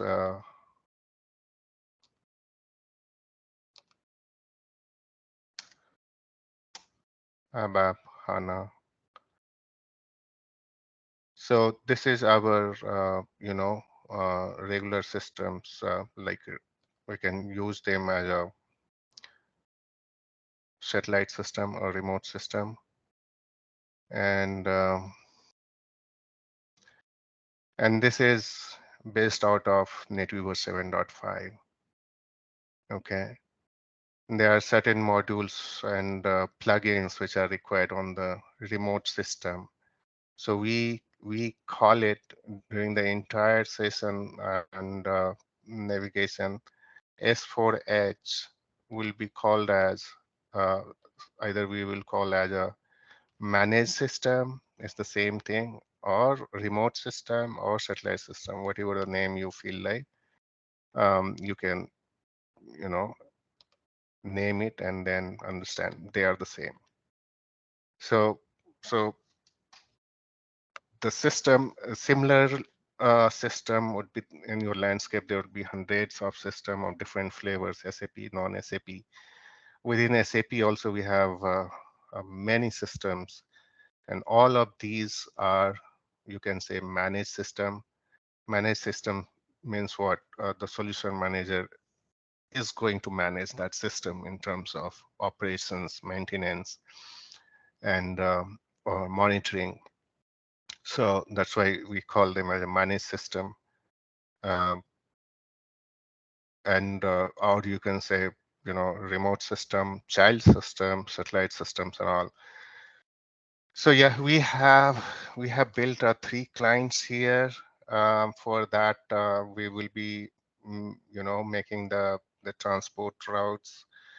We'll make transport management system. We have a dedicated 3 clients here, 100, 200, and 300.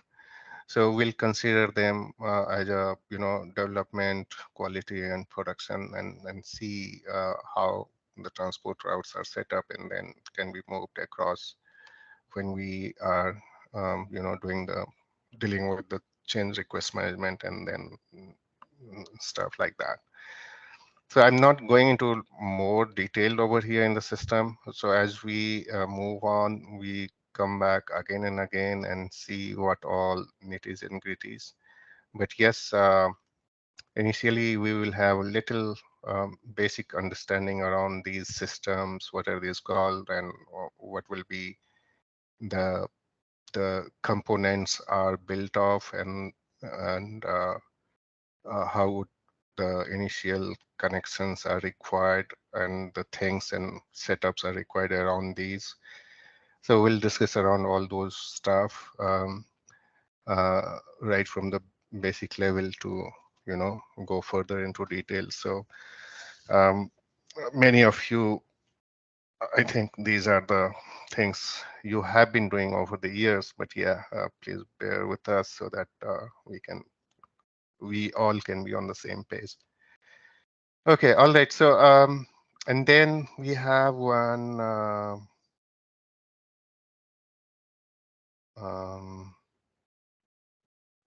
Java system. Where is that Java system?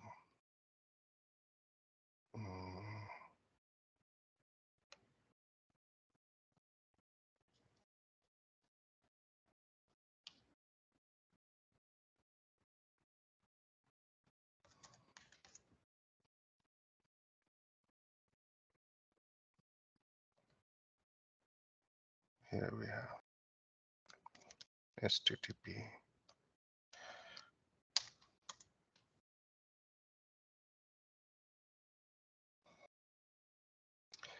So this is our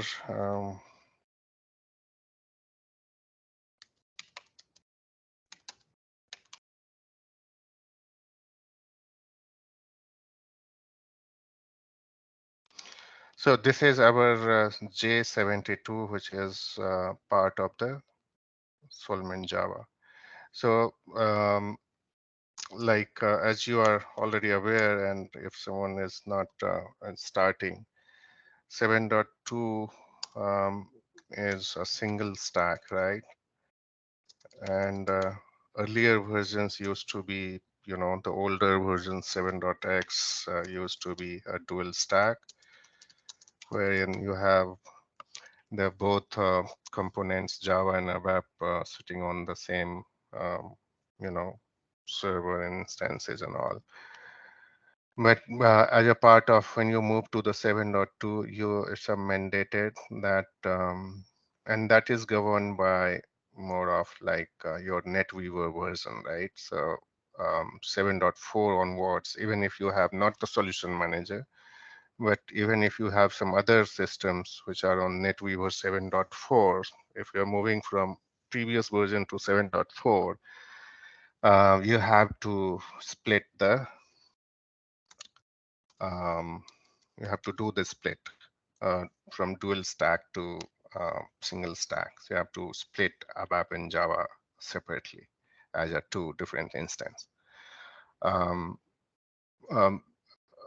You can host them on the same database or separate server or the host. It's all like choice you can make and choose. But yeah, you have to have a different systems called separated. So that's where the Java system is here, J72. So these are the three set of systems we have.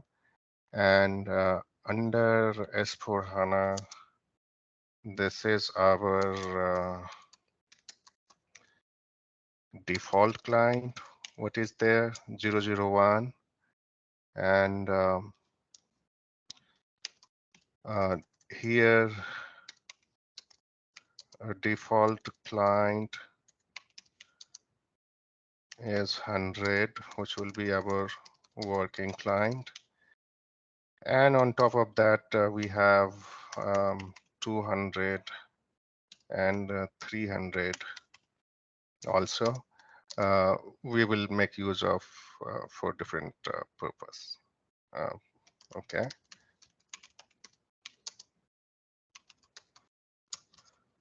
All right. So and J72 is our Java part of the system where mainly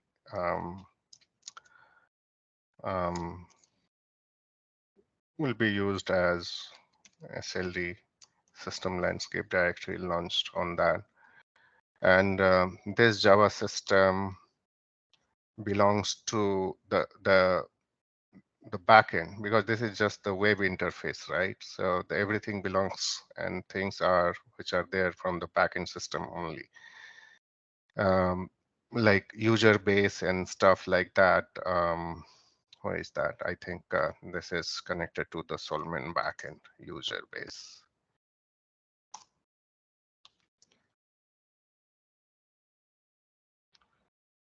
So if you look at the data source means all those, which is the ABAP system, which is coming from our backend system. So whenever you do a split, their database remains with the backend. So yeah, but you have a mechanism and stuff. You can use it differently as well if you want to separate them out. But their operations are integrated and things are connected. That's why we are using their backend. And that's why if you create one user here in Solman, you will see that user is also available here. Okay. And whatever, because sorry, and all the backend roles, right? Like what was that? SAP SM work. So all the backend roles will appear as here as a group. What this is called a UME group. So this is connected to the backend R3 role here. Okay.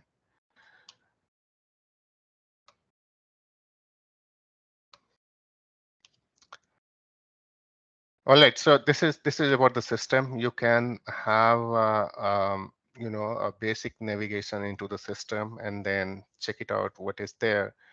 But I would request not to run any particular scenarios in the basic setups, Solman setups and all, because those are intentionally left out for the training session and purposes. So we will do it combined when we will do it all together. We are okay. But then you are free to use and navigate into the system. Try to, because if somebody has not worked with the 7.2 or something, or did not get the chance on a higher SP level, then you can do some kind of, you know, the navigation stuff, what's new and all. You can do some kind of reading and see what are the difference main release with these SPs. And you should be expert in finding those you know, new functionalities which are missing there in SP6 and limited or something like that. So among us who are already seen or been worked and associated with this, they can, you know, use the system, you know, in their level of, you know, experience capacity and check it out. You are free to check on the sense if you get the time. And and the who are new to this, there is one thing. You always learn from the mistakes, but I would say in SAP world area, you do not click on something when you are inside SAP system if you don't know what is inside. So if you have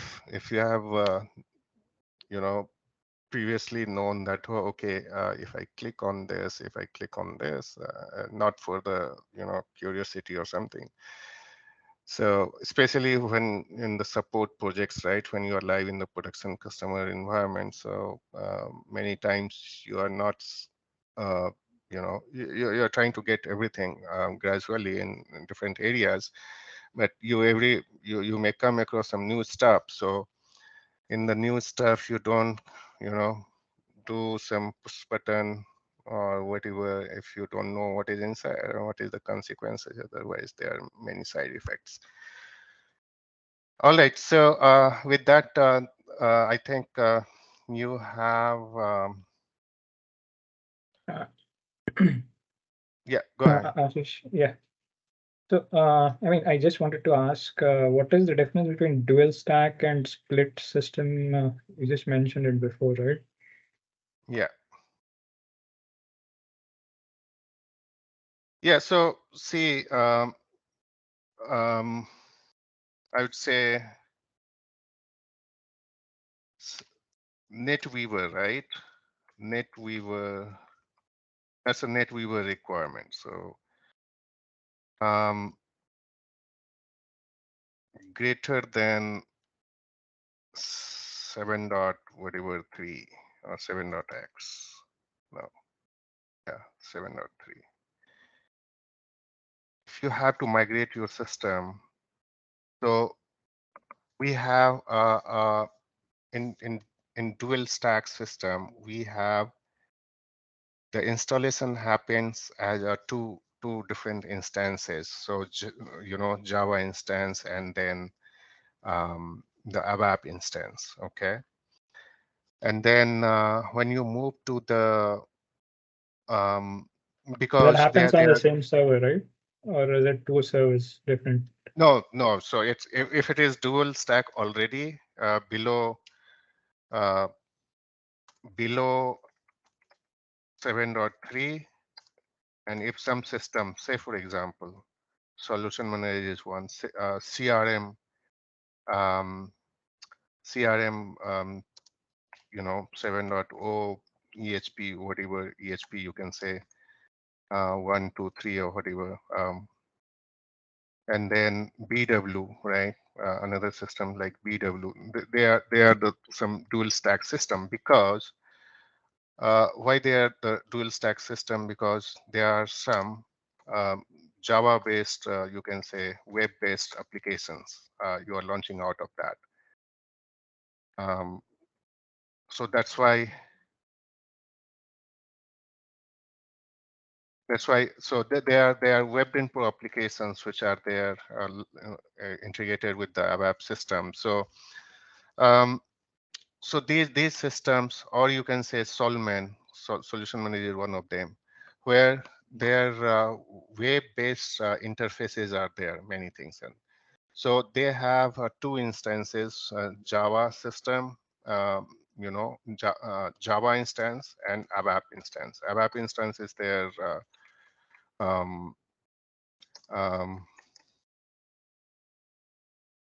for their ABAP system, basic that logon pad that you use for all the code base and stuff like that.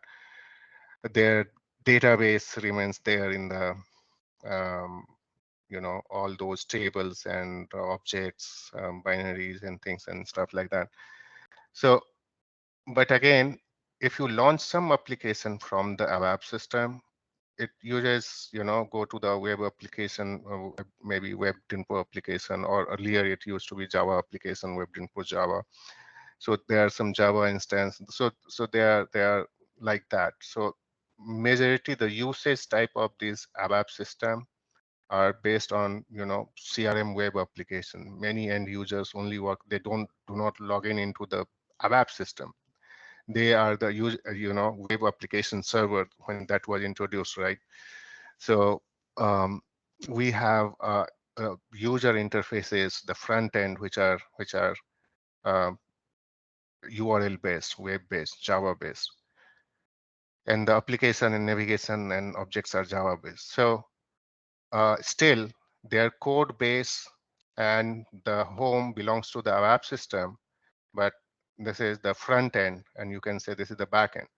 So those systems which were there earlier on the NetWeaver 7.3 version, that's kind of SAP release strategy, you can say. So SAP says like, hey, now if you move from 7.3 to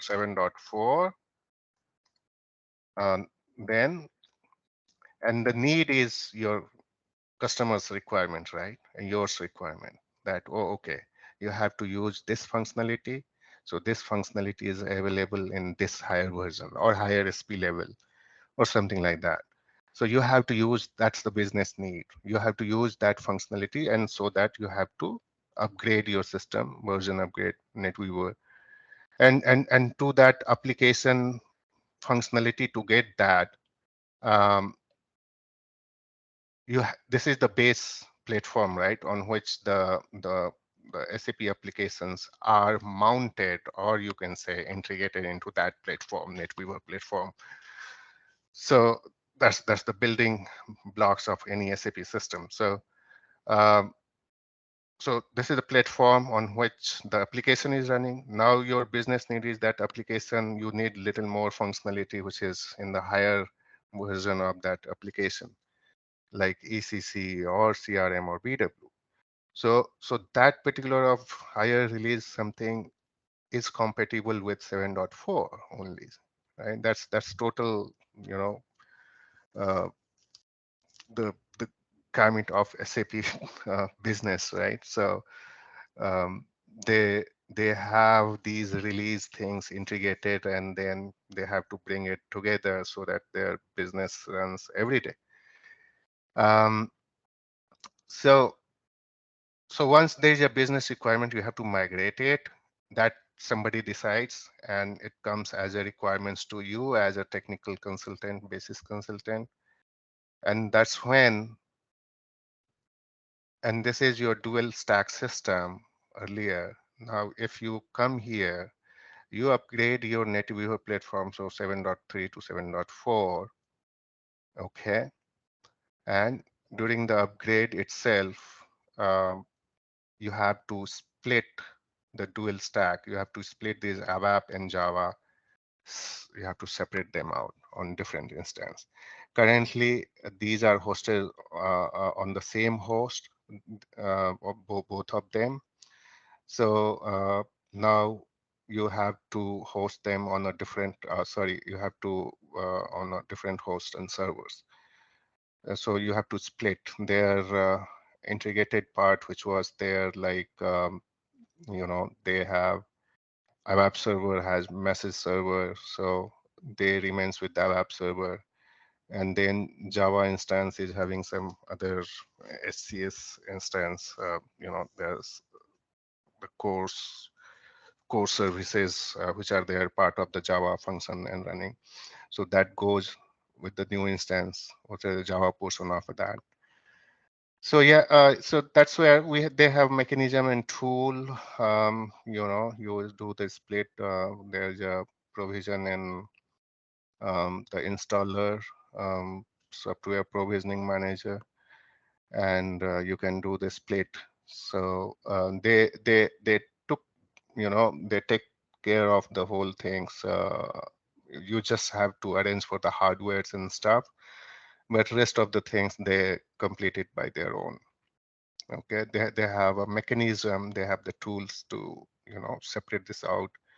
You can keep the same database, you can, you know, have a separate database. That depends on your strategy that you build. Was that your questions? Like, yeah. So in 7.3, it is the same host and server and database. On 7.4, you can split it into separate host and database, right? Yeah, on a separate host, but yeah, you have to, and you can have a common database also. What we call them as multiple component on MCOD, right? Yeah. Multiple components on database. Yeah. Okay. I hope we can leave the call now.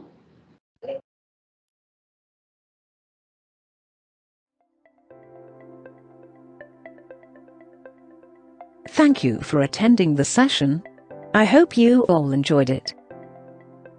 Don't forget to like and subscribe to our channel.